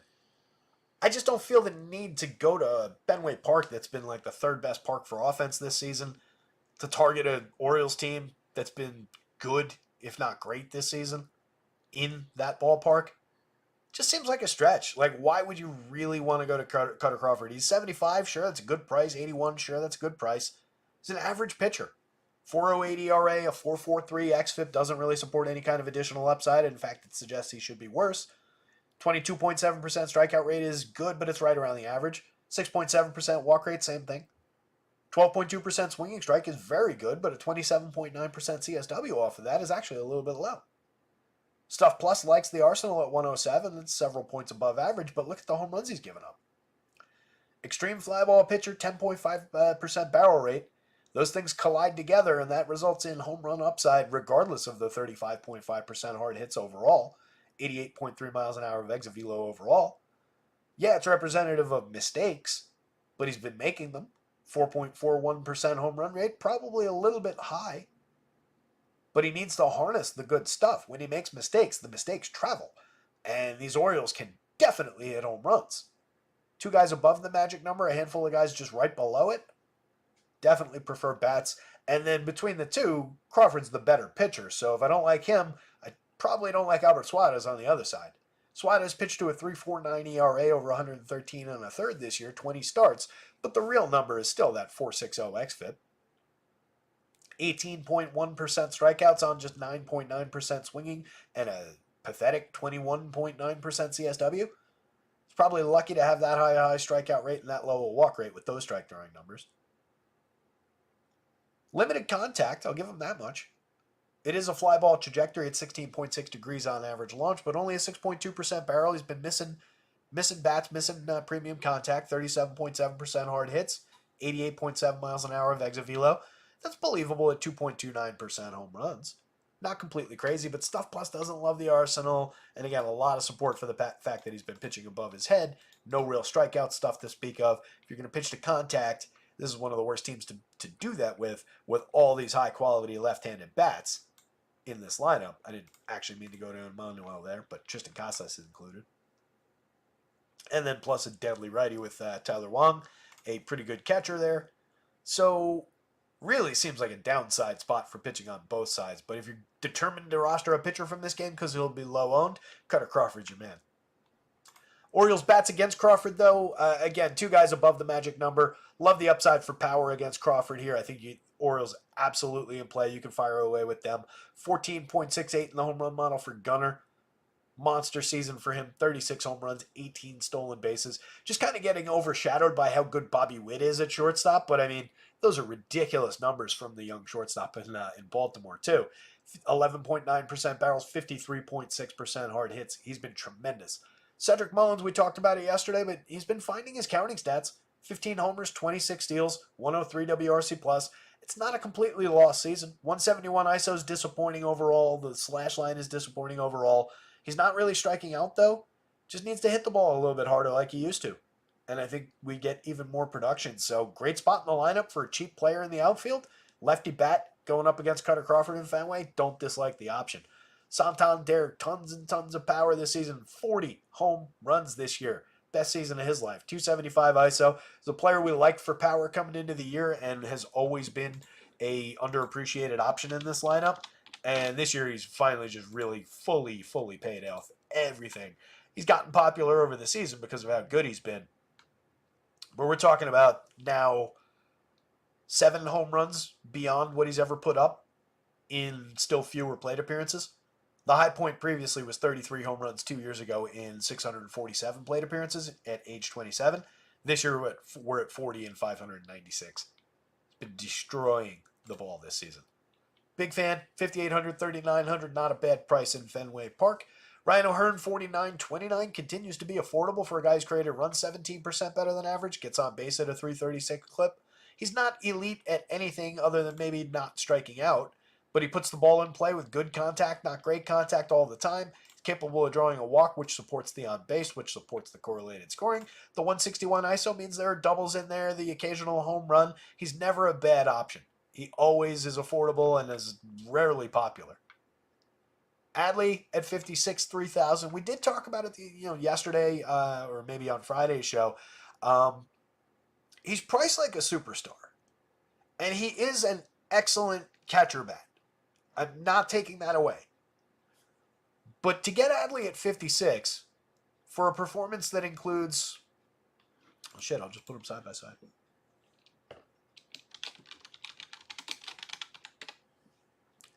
All right, let's look at these numbers and do a side-by-side. For one, we've got a lot of history with Sal Perez being a fantastic player. And he's outperforming Adley in basically every category. And look at those price differences. Yes, Adley's in a much better lineup, he's in a better lineup, but not much better. The Royals have been good. The Orioles have been better, but the Royals have been good. The Royals are in Yankee Stadium. It's a very similar hitting environment. They're facing Marcus Stroman, who is a very comparable pitcher to Cutter Crawford. In what universe should Sal Perez be 1,000 less? In 10 more plate appearances, he's got 26 home runs to Adley's 18. 275 to Adley's 255 average, 335 to Adley's 323 on base, 474, 400 in the slug department, a monster 199, 145 ISO difference. He's creating runs 13% better than Adley is. The contact numbers are incomparable. 13% barrels versus 6.6, 44% hard hits versus 36.7. Sal strikes out a little bit more at 20.3% versus 16.1, but who really cares? 9.3% walks versus 6.7. All right, fine. I'll give Adley those two attributes. Give me Sal Perez every time for 4,600. It's just a really high price. Adley is great. I'm not taking it away. I'm just saying the way they have these positions, these guys priced, and realistically, it's they have Sal too low. Not that they have Adley necessarily too high. Although I would put Sal at 56 and Adley maybe at like 52, something like that. But that is a misprice. He's very, very playable in Fenway Park against this pitcher. This is monster upside. He's got an 8.16 in the home run model. But I just wanted to illustrate how that price lands for the production at catcher. Better option at 3,000 on FanDuel, honestly. You can consider him the first baseman instead of Ryan O'Hearn. O'Hearn has outfield, so you can play him side by side. Colton Cowser, 54-31, has 20 home runs, a 193 ISO, 117 WRC+. Pretty great season out of him for power. Really very, very good contact. He's just high strikeout, but excellent, excellent option for power. Kobe Mayo at 25-23, one of their better prospects, has been underperforming in his 34 plate appearances so far, but we give him a little bit of a chance, and I think we get our numbers. Very low priced at third base. Jackson Holliday continues to be very low priced because he continues to underperform. We're out to 173 plate appearances now. It is starting to get a little concerning. We've seen this before from the Jared Kelnicks of the world where it just doesn't translate somehow from guys with all the expectations in the world. I am in no way actually writing off Jackson Holliday, but he hasn't really produced. 5 home runs, 3 steals is okay in 173 plate appearances. He's at least gotten that. And he is putting good bat on ball when he's managed to make contact. 34.1% K so far, though. Maybe needs a little bit more seasoning. Maybe it was actually too early. McCann, 32-25, just a playable option at the catcher spot. Then the Red Sox, definitely an elite opportunity for them going up against a mediocre at best pitcher, mediocre at best righty in Fenway Park, gives these lefties a ton of upside. Jarren Duran's having a tremendous season. He's expensive at $6,000, $3,900, but seems worth it. 21 homers, 32 steals, and 224 ISO. He's created runs 34% better than average, hitting ahead of Rafi Devers, another tremendous lefty with just monster power against a bad righty. Love the upside for a Devers home run, 12.22, one of the higher marks in today's home run model. He's hit 28. He's got a 261 ISO. If you don't like that, how about Willie Abreu for just 4,200, 3,000 across sites? 15 home runs in 386 opportunities this year, a 12.1% barrel, 50.4% hard hits, 232 ISO. His creator runs 25% better than average. Slots into the outfield for a fantastic price on both sites as an absolute bargain against this pitcher. Do not skip Willie Abreu in your stacks of Red Sox. You will regret it. Tyler O'Neill, 5,200, 3,500, mashed 2 home runs in a very predictable spot against a lefty yesterday. Coming right back with monster upside, 12.38 in the home run model against Suarez today. 29 on the season. I like him to get 30. 285 ISO. Love the upside for the player, even despite being right-handed. Does not matter for this hitter in this ballpark. Big time upside for him. Yoshida's too cheap at 4,000, 2,900. 284, 357, 419 over 367 plate appearances. He's not a home run hitter, but he's a very good line drive hitter, very good correlated scorer, super low strikeout, a lot of well-struck balls in play. You can do a lot worse than putting Masataka Yoshida into your lineup against this righty. Connor Wong, 39, 3,000, continues to hit. 285, 336, 433, creating runs 12% better than average. 13 home runs, very cheap at the catcher spot. Not a bad alternative to the guy on the other team. Reasonably comparable numbers. Look at Wong. It's another great comparison. Yeah, he's hit 5 fewer home runs, but he's creating runs 5 points better than Adley is. Their ISOs are separated by 4 points in Wong's favor. Wong slashing 285, 336, 433 to Adley's 255, 323, 400. Are 5 home runs over the course of the entire season really worth that big a price difference? Wong's 3,900 against the worst of these two pitchers. I'm sorry. Adley's overpriced. He really is. Tristan Casas at 44-31. Also underpriced. 8 home runs in 176 plate appearances, a 190 ISO. 10.3% barrels. He's an absolute masher from the left side at first base. Just needs to stay healthy for a full season. Tremendous option. 9.68 in the home run model. Should honestly be hitting higher in the lineup. I would have flopped him and Yoshida, but taking him in the 7th spot, no problem with it, and probably renders him lower owned. And Manuel Valdez, 31-27, 6 home runs in 204 plate appearances, mix and match quality. And then Ceddanne Rafaela, overall the numbers are kind of light at a 282 on base and an 85 WRC plus, but he has contributed throughout the season, 15 homers, 17 steals on the board, some runs, some ribbies, so he can get involved from the bottom of the lineup. He's a mix and match quality at best. Red Sox bats, Orioles bats. Cutter Crawford, don't play Albert Suarez. And really don't play Cutter Crawford. I really don't see much upside.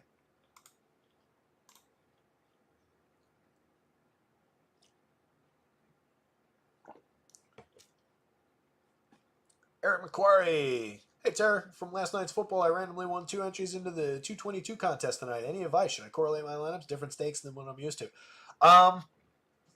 So that's a fairly small field contest. I think it's only 700 and change entries. Pretty nice little contest. You can definitely get more aggressive and worry a little bit less about getting extremely low owned or anything like that. With so few entries, a little bit of an alternative decision puts you far afield from the people who just go straight forward. That said, it is a sharper tournament than just the regular $5 or whatever, or set $9, $3. So you want to make some key decisions and factor in that people will be looking at it through a sharp lens. So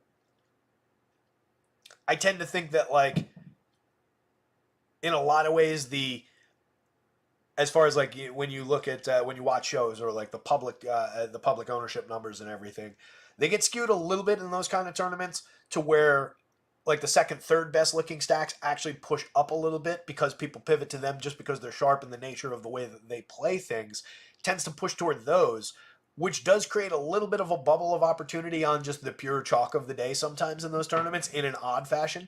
But sometimes you do want to take that step down, look at something that's not necessarily the most popular but has a lot of probability to succeed, and could get you there. On a deep slate like this, there's so many different ways to go with something like that. Let me look at the actual popularity. It is a good question on a day like today because, again, we're dealing with Free Money Tuesday. So, bats-wise, what's the best way to check this? Let's see.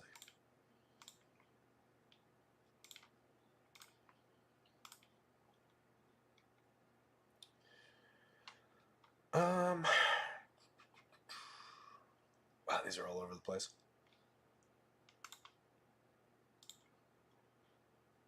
Well, I certainly don't agree with that. Apparently, the Reds are one of the highest owned teams against Palante. I don't really love that.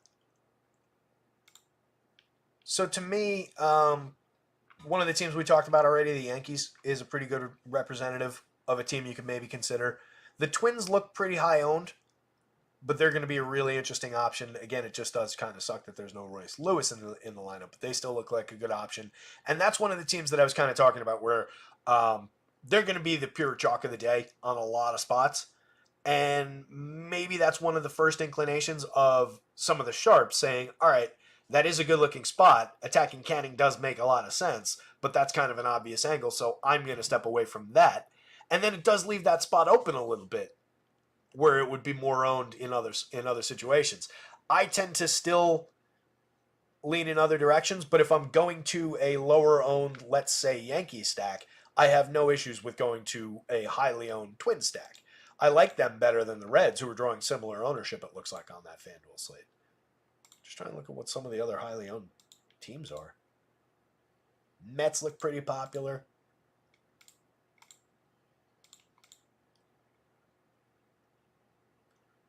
It's weird, like the way they did these ownership projections today, they're spiking like individual popularity spots. The Guardians are predictably very popular. That's one of the spots, another one where it's like, that's the obvious spot of the day. So if I'm making a decision in a small tournament on a deep, deep slate, that's one where I might say, all right, that's obvious where I do want to kind of step away from it just because it's so much weight into that one. And it's so glaringly obvious and easy to target Jonathan Cannon that maybe you don't walk hand in hand with the field on that one. And that's one, like between that and let's say the Twins, or that and let's say the Reds, I feel like that's the one that people tend to stick with more. So what I'm looking to do is make similar decisions and think about everybody operating through a somewhat sharp lens like that, and then just make kind of the opposite decision in some of those key spots. I hope that makes some kind of sense. I know it's not the best, like most straightforward advice, but it's kind of how I tend to think about lineups in that kind of a tournament, because I'm typically hand building lineups for that kind of a tournament. Did I get you there? Did I make any sense at all as I was talking there?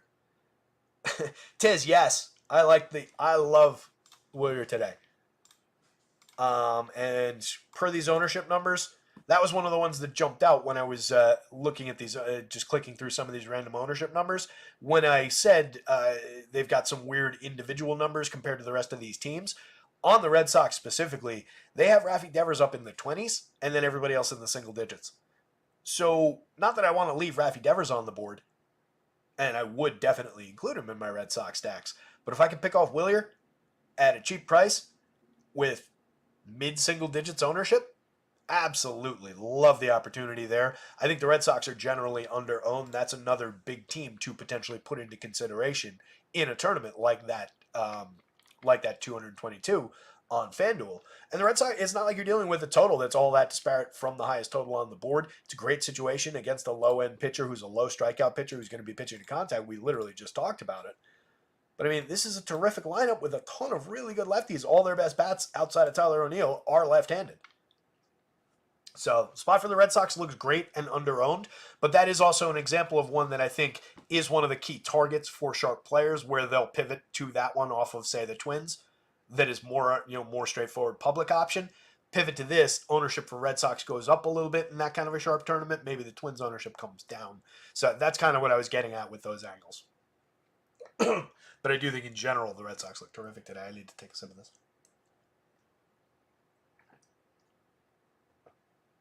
I feel like a tickle in the back of my throat. All right, keeping this thing rolling here. Guardians and the White Sox probably got these lineups in. We got the White Sox anyway.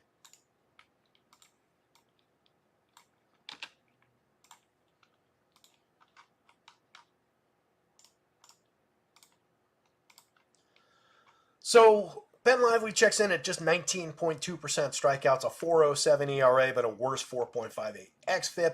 Limited strike thrower. Walks a few too many. Not terrible in the walk department, but definitely too many. Giving up a lot of premium contact, 41.7. We're over the mark there. We're over the mark there. Just 7.1% barrels, but a reasonable fly ball trajectory. It's resulted in a lot of home runs. He is not a good pitcher. Stuff Plus doesn't like the arsenal. The only thing we really like about it is the price and the target. I do think it's a day where the White Sox might scratch out 4 or 5 runs. I don't think it makes them all that appealing to be facing Ben Lively. You can see at least, though, Luis Robert at 13.10 in the home run model, Benintendi at 8.17, Andrew Vaughn at 8.43. It's a little tiny bit of power showing against a pitcher who has given up power. To me, that just says, again, that the White Sox maybe put a home run on the board, maybe two to 5 runs, but aren't necessarily a good stack. We did get a home run out of Brian Ramos. He's back in the lineup at the bottom of the lineup for the dead min price. If you're stacking White Sox, include Brian Ramos in your stacks. But not a great day, even with Ben Lively on the mound. The question is, do you play Ben Lively against the White Sox? At 8,900, I think the answer is a definitive no on FanDuel. As good as the matchup might be, like in 150 in a regular kind of a tournament, sure. You roll the dice a few times. You can have a little bit in your portfolio. That's fine. If you're building 1-2 lineups for that $200 tournament, that low field tournament, this is a great example of an option you just don't need. The likelihood of him outperforming even against this team, all those other pitching options, at a similar price on FanDuel, is so thin that it's not worth playing that much. And in a limited spot like that, you're differentiating where you don't necessarily need to. You don't need to get that far afield in that tournament. So it depends on where you're playing and how many lineups and everything you're playing as to whether on FanDuel Ben Lively is playable or not. On DraftKings, sure, you just throw that into the mix for SP2 value at 7,300. He's in that pool of mix and match quality guys in the middle. Jonathan Cannon, there is no reason in the world to target, pushing the highest total on the board toward the Guardians.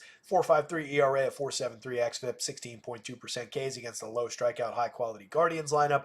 Just looks like a trouble spot to me, so don't think we're going there. 55.71, neither site, neither price. Top of the Guardians, assuming this is the lineup, they're fairly consistent with what's actually in it. Let's see if Underdog happened to send it out. Oh, they did. Let's see.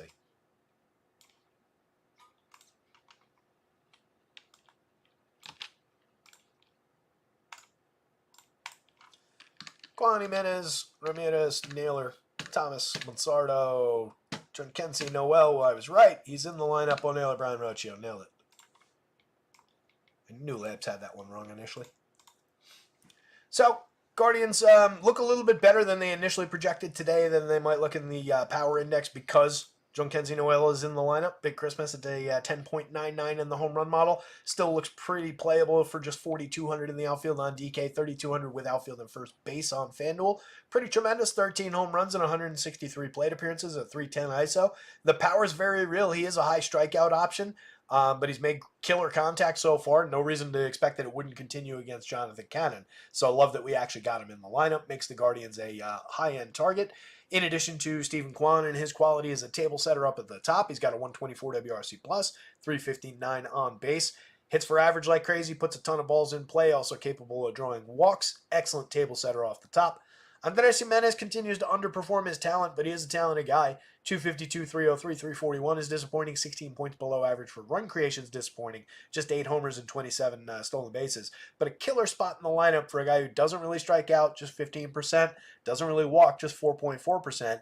Just needs to start hitting the ball harder like he did 2 years ago. If he was just hitting the ball like that, we'd be looking at much better numbers considering how consistently he hits the ball. Gotta find the form. Once upon a time, kid was a pretty high-end prospect. Jose Ramirez, 62, 42, 34 home runs, 36 stolen bases, a 244 ISO. Absolute superstar at third base. Both sides, absolute priority in this lineup. And a high priority one-off bat as well. Josh Naylor, 45, 35, 29 home runs, a 222 ISO. Monster player, monster hitter. Underpriced, dramatically underpriced on the DraftKings slate at just 4,500 against this pitcher. 3,500 on FanDuel is more correct, but you could argue that even is $200-300 cheap. I don't understand 4,500 against Jonathan Cannon on DraftKings. That's ridiculous. High priority bat in this lineup. High priority one-off at first base for Josh Naylor. Nothing wrong with going Ramirez and Naylor as a two-man and just differentiating elsewhere in some lineups on DraftKings. Tons of power upside there. But I do think the best way to play this Guardians lineup is to stretch it out to a 5-man. You unfortunately have a positional blocker with Naylor and Mansardo. Mansardo's just 2,800. He's hitting the ball pretty hard, 10.8%, barrels 39.2% hard hits. It's resulted in just 2 home runs in his 109 plate appearances, a 176 ISO. But the kid's a high-end prospect with a lot of power from the left side. So he's a reasonable pivot if for some reason you can't afford a $4,500 Josh Naylor. But $4,500 for Naylor is the much better buy between the two. Lane Thomas, 4,000, 3,000. A good player, multi-category contributor for a mid-price. 239, 315, 383 is disappointing this year, but the counting stats are coming around. 10 home runs, 32 steals, just 97 WRC+. We know there's more ability than that. I'm a buyer at those prices in the heart of this Guardians lineup. Bo Naylor, Brian Rocchio at the bottom, mix and match quality. Naylor's hit 12 cheap catcher home runs, but they're very infrequent. And Rocchio every now and then gets involved. 8 home runs, 10 steals, just an 83 WRC+, mostly a defender. Nicky Lopez, great back control, but doesn't really do much with it. 241, 311, 297, a 77 WRC+. Pretty terrible off the top. Not a good way to start a White Sox stack. Luis Robert's just cheap, 4,300, 3,100 for the monster power, the skill, but it's an off year. 33.7% strikeouts for one thing. That's up like 5 points year over year. 14 home runs and 362 plate appearances is just 170 ISO is very disappointing for this hitter. 21 steals is fine. 271 on base.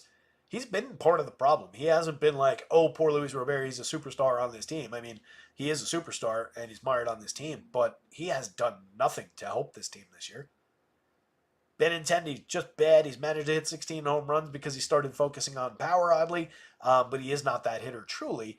Just a weird season and still has resulted in just an 87 WRC plus overall. No reliability. He's just cheap. Lefty bat to throw at Ben Lively, who, again, not a good pitcher. So if you're stacking White Sox, you can include Benintendi. He's one of the more high priority bats in that lineup. But overall, this is still a very low priority stack. Vaughn has 17 home runs, a 157 ISO, and 96 WRC+. Gavin Sheets is a positional blocker to him on DraftKings, but who really cares? 8 home runs, a 120 ISO, 92. Vaughn is the better player between the two, but they're both bad. Corey Lee, 2,600, 2,400, has 10 cheap catcher home runs. Dom Fletcher and Jacob Maya at the bottom of the lineup, pretty skippable. That is Jacob Maya. He is actually on the board here.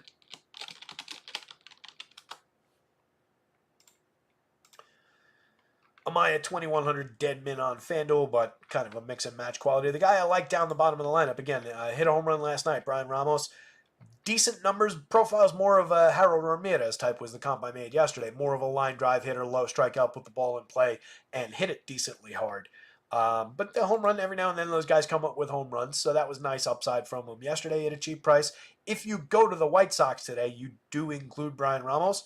I would say 1, 2 uncomfortably, 3 and then stretch, and you're spending $2,600 a piece. You could also skip Vaughn and maybe go. I would probably stick with that position and go Corey Lee just to get a little bit closer in the correlated scoring there. Either way, it's not great. But point being, you would include Brian Ramos if you stack White Sox, but not a great spot to stack. Guardians bats way up top in this one, followed by Ben Lively, uncomfortably, mostly on, almost entirely on DraftKings. And then White Sox bats are very limited at the bottom of that. No Jonathan Cannon.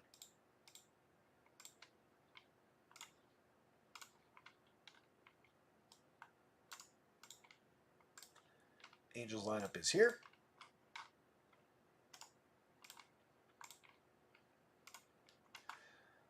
So Griff Canning, prime target, and again, this is a spot that I think at least some of the Twins are gonna get popular here because everybody knows that we pretty much always target Griff Canning when he's on the mound.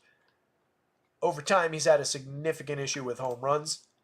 This season, it's amounted to a 3.86, nearly a 4% home run rate on over-the-line contact, 8.7% barrels, a fly ball-ish trajectory. 5.02 ERA with a 4.74 xFIP, basically supporting that is who he is. Just 17.5% strikeouts is a reduction year over year and compared to the last couple of years in strikeouts. So he's getting worse, not better. But he has had a couple of okay starts in recent outings. I want to at least give him credit for 7 strikeouts in a 1-run game over 6 2/3 against the Dodgers in his most recent start, for example. No home run allowed, 4 walks, problematic, but still made it through 6 2/3, faced 26 hitters. Start before that, he gave up a home run, gave up 3 earned on 5 hits to the Tigers, 4 strikeouts, also 4 walks in that one. Not a good start. 6 innings against the Blue Jays, though, was good. 2-hitter, no runs, 6 strikeouts, no walks. That was one of his best starts of the entire season. Overall, though, this is a very targetable pitcher. They have some very high-quality lefty power bats in this lineup, a good switch hitter right there, and then some mix and match quality. The one thing the lineup doesn't have today, again, is Royce Lewis, which is annoying.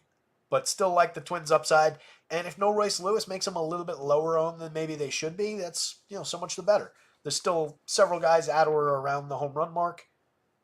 Definitely like the upside for the Twins.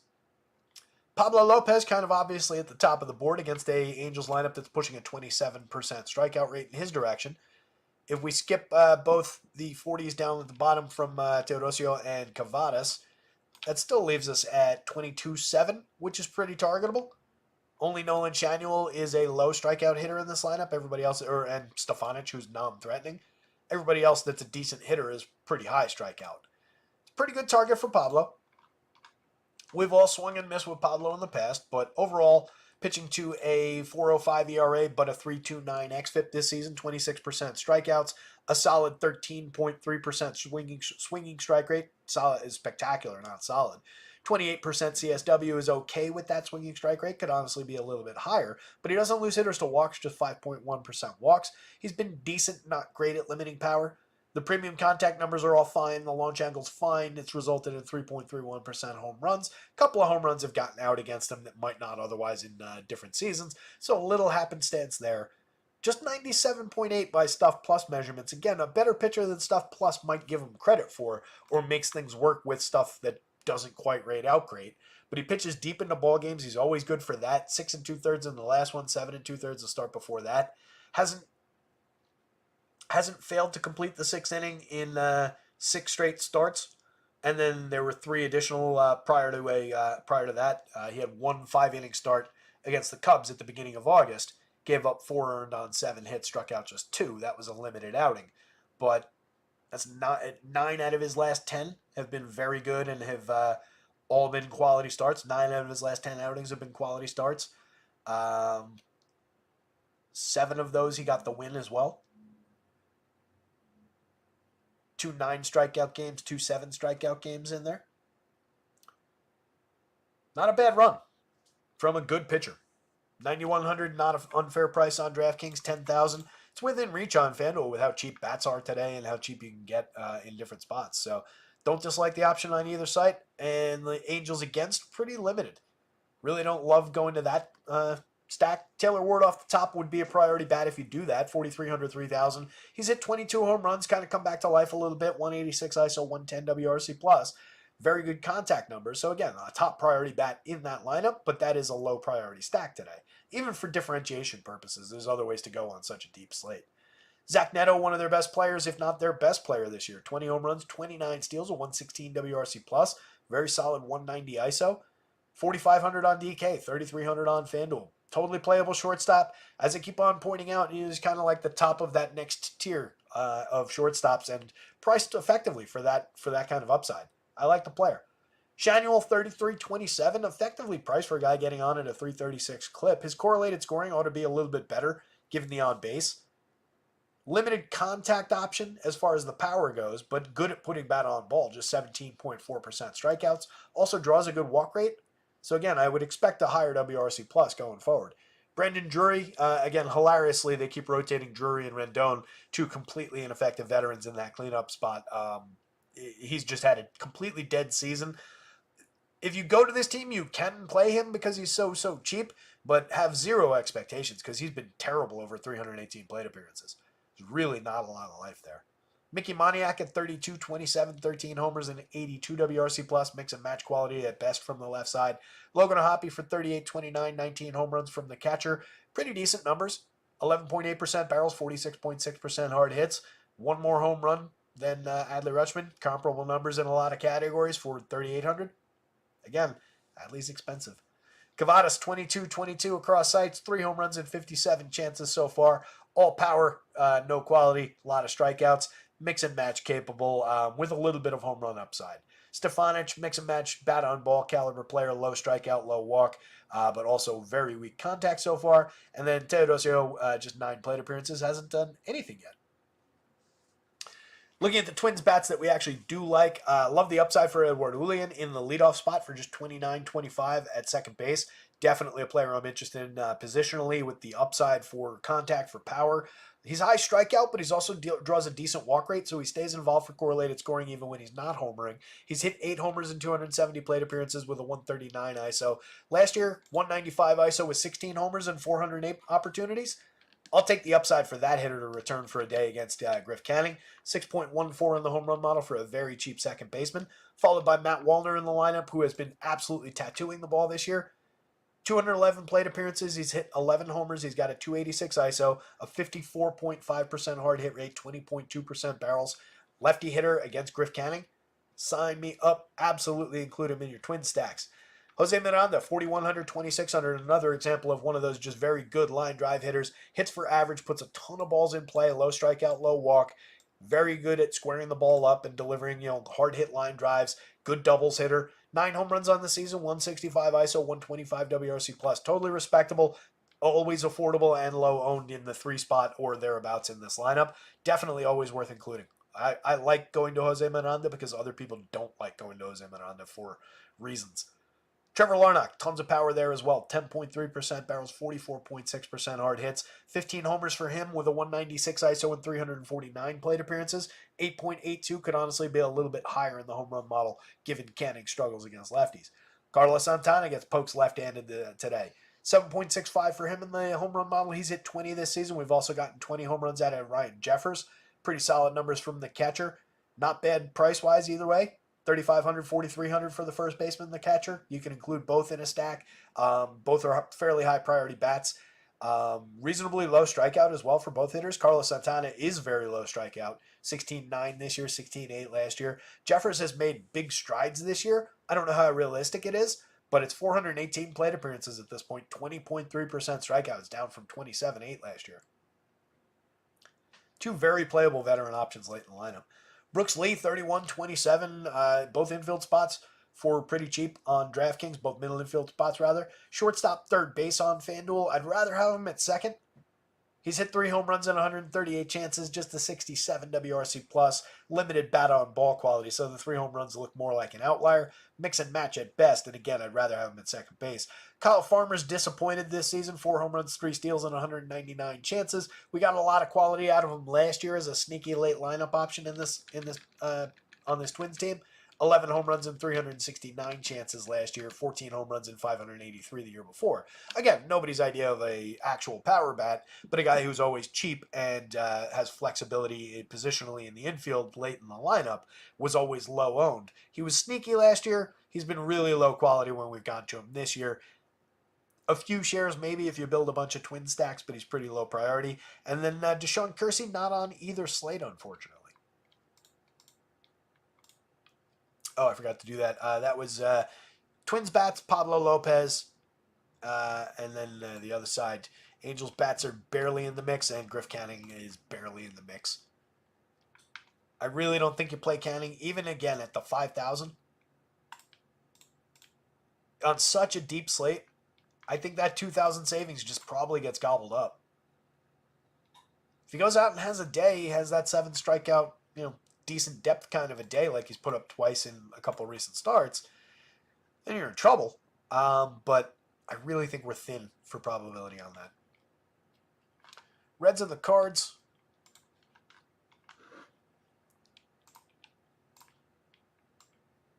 Reds lineup is in. Cards lineup's already in there.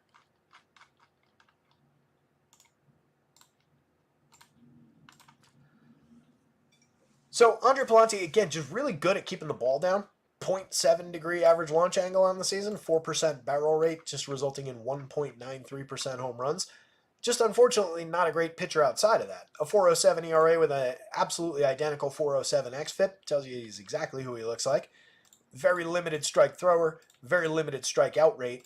9.7% walks from this type of pitcher is way too high. That's problematic because you're just putting guys on base and then allowing contact regardless of whether it gets out of the ballpark. That creates opportunities for scoring events. So it's problematic as far as his actual output goes, but he does have an impact for sure on what the home runs look like.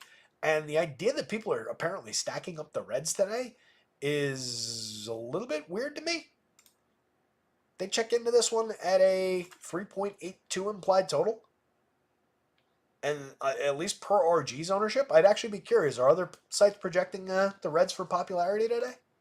Because RG certainly looks like they are, and I don't see it. I think it's pretty low quality. Like Ellie at 4.95 in the home run model. This guy suppresses home run power. He induces ground balls. Reds could absolutely succeed for 4 or 5 runs, especially given their speed, some of their players' ability to get on base. But if we're just taking the home runs away from these guys, or kinda, probability-wise, seems problematic to me. Rhett Lauder making his third start. 10 1/3 so far. Last time out was just a few days ago against Houston. He went 6 1/3, 4 hits, no runs, again against a very good Astros team. Struck out just 3 and walked 4. That's the problem. But that's solid depth despite being fairly inefficient there. Not bad. Came into the season ranked number 2 by their by Fangraphs organizationally and 70th overall. Throws a 94-mile-an-hour four-seamer. Reasonable slider. Sinker slider action as well. So he's got 2 fastballs, a slider, and a changeup. A little bit of differentiation velocity-wise, 94-ish on the fastball, 92-ish on the sinker. But that's an interesting combo. It's a classic combo with the slider change added to that arsenal.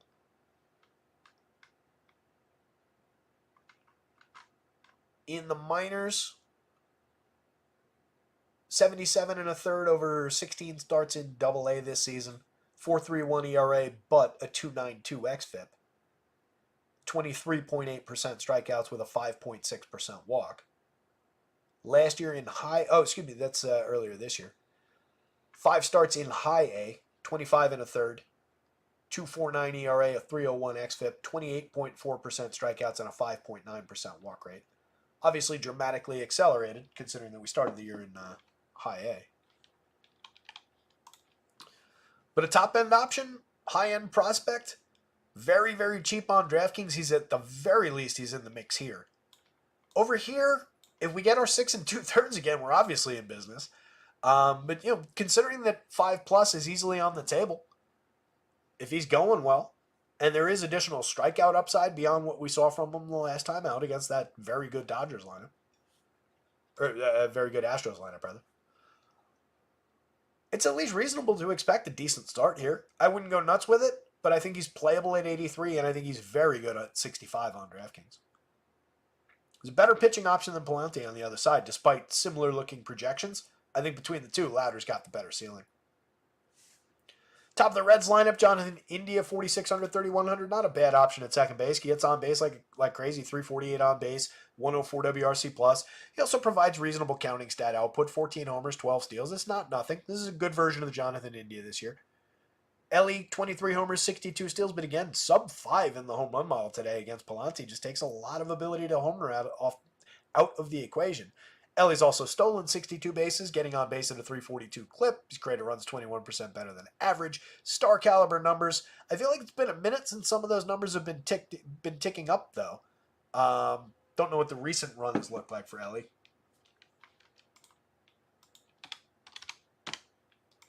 What's Ellie's last, 15 games been?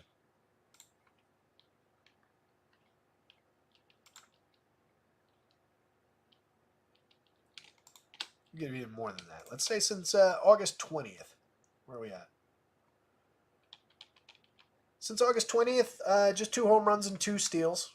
275, 348, 438. Nothing wrong with that. Creating runs 15% better than average. Nothing wrong there. Just a 163 ISO. Didn't have the strongest August overall. It's a handful of home runs. Handful of stolen bases. Some of the output has been a little bit diminished, but obviously a stick of dynamite when it comes to fantasy scoring. Tyler Stevenson, a very, very good catcher option. I mean, again, I hate to keep on doing this, but especially for a player that I absolutely love and think is tremendous and has such a hard name to spell. But we got to do this one more time. Look at him next to Tyler Stevenson, who, again, nobody out there in the world is thinking, Tyler Stevenson. Star caliber catcher, just as good as Adley Rutschman. But look at these numbers. In fewer plate appearances, by 120 fewer plate appearances, identical home run output, identical run output. Stevenson hits for a better average. Stevenson gets on base better. Stevenson's got a 60-point higher slugging percentage. He's significantly higher by ISO. He's created runs better. He's hitting the ball harder. 9.4% barrels, 42.7% hard hits. Strikes out a little bit more, walks at about the same clip. We're putting that much weight on the fact that he strikes out 5 points more? I don't think so. I just don't get it. I guess it's just a case of you can sell Adley Rutschman for 56 and you can't sell Tyler Stevenson for 56. But you could damn sure sell Adley for 45. Again, I think his correct price is $5,000 to $5,200, somewhere in that territory. I'm not saying he shouldn't be $5,000. I'm not saying he shouldn't be more than Tyler Stevenson. But offsetting him so dramatically from all the other catchers is just weird. Sal is a veteran, an established veteran, star caliber catcher for years now. He's that much cheaper? It's weird. Anyway, So Stevenson, you can play. 9.4% barrels, 42.7% hard hits, bunch of home runs, very good ISO. TJ Friedel, 44-32, steals some bases, hits some home runs on occasion, 11 homers, 8 steals, and 278 chances. Not terrible. 15 points below average, no real consistency. Light hitter, it's weird to put him in the cleanup role, but they keep on doing it. Lefty bat, he's playable there, but not great. Spencer Steer, 5,000, 3,400, has second base eligibility still on FanDuel, which is terrific. 19 home runs, 24 steals, a 101 WRC+. Mixed bag of a season from Steer. 5,000 is maybe a bit expensive. 34 is maybe a bit expensive, but it's fine with most of the other players being pretty affordable in this lineup. Ty France, 32-25, totally skippable. 12 home runs and 139 ISO. Gets involved. I mean, 326 on base is okay. 106 WRC plus is fine, but just not a great option across the board. Jake Fraley at 37-29, 4 homers, 20 steals, and 327 chances. A decent slash line, 94 WRC plus doesn't exactly fit with 276, 327, 382. Should be producing runs a little bit better than that. No real ISO to speak of, and really weak contact, 2.9% barrels and 23.8% hard hits. It's part of the problem. Everybody on this team is a little bit light in the hitting department outside of a couple of guys at the top of the lineup. Look at how low all those numbers are at the bottom of the lineup in the contact department. Santiago Espinal is a great example. 2.2% barrels, 26.3% hard hits. Ahmed Rosario at the bottom of the lineup, 4.7 and 37.2. Those are more respectable than basically everybody in 3 or 4 spots above him. So it's a kind of a weak bottom end. And again, against a pitcher who doesn't really allow a lot of power, you're just talking about them sequencing and singling their way to success, stealing some bases. Seems like a limited opportunity for a stack that is apparently getting popular. See if we got an answer to whether they're going to be popular on the...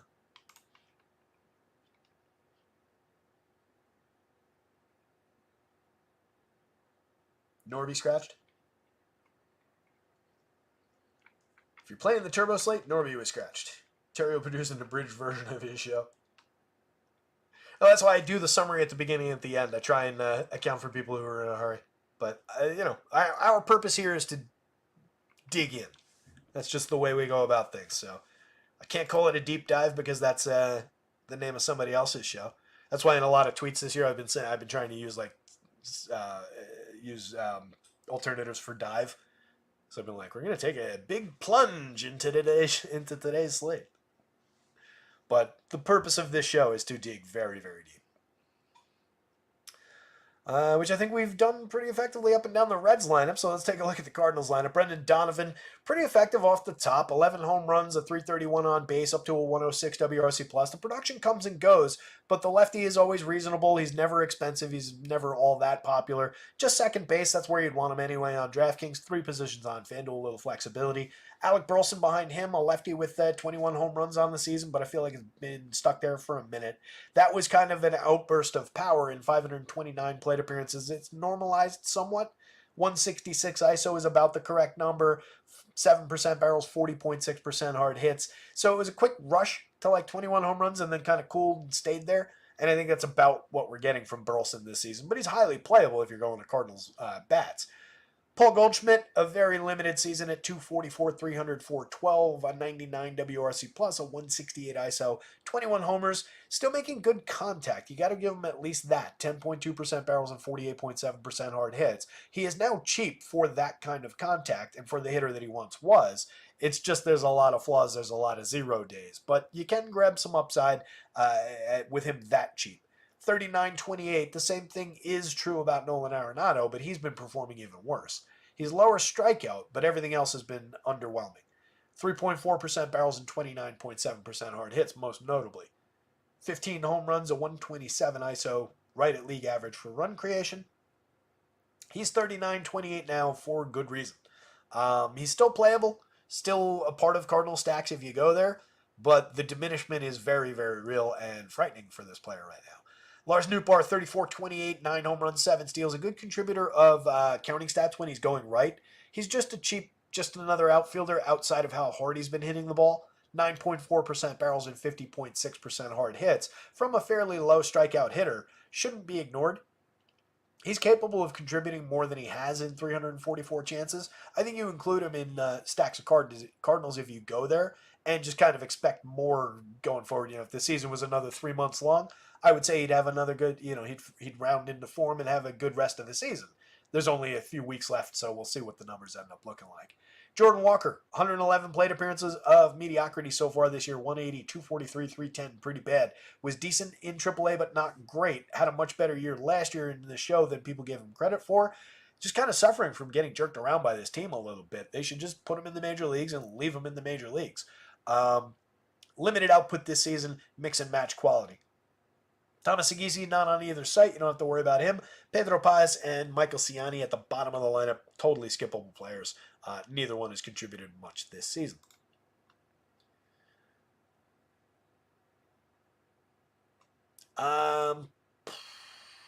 Everything's kind of tied. Is just like I don't want any of it. It's just kind of mediocre. The Reds, if they're overowned, I don't like at all. I'll put the Reds on the bottom just because I don't like it if they're popular and I don't like drawing down against these ground ball pitchers. So that doesn't necessarily put Palante on the top. I'm going to go Rhett Lauder value on top. What the hell? Roll the strikeouts. Rhett Lauder value, it's not great, but it's there. Cardinals bats follow. Then Andre Palante, who's not a very good DFS pitcher, and then the Reds bats. Really don't like the look of the Reds today. Do we know who's pitching for the Athletics yet? It's J.P. Sears.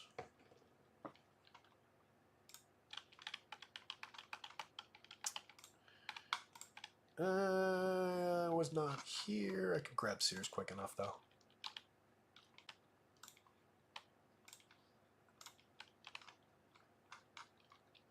This.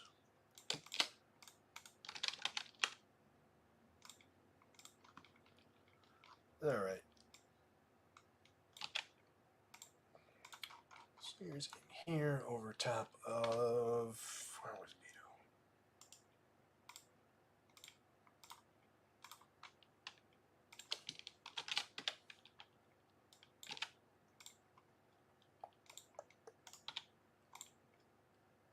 And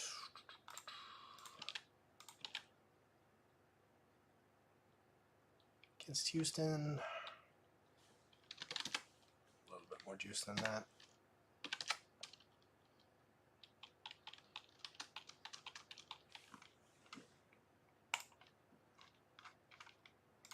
Bear with me, gang. Just updating JP Sears in here. When did he pitch last? Is he on full rest? Yeah, he is.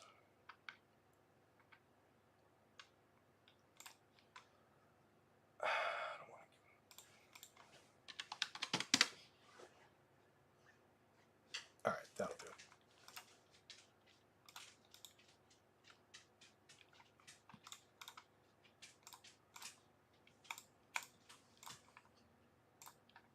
There's the magic.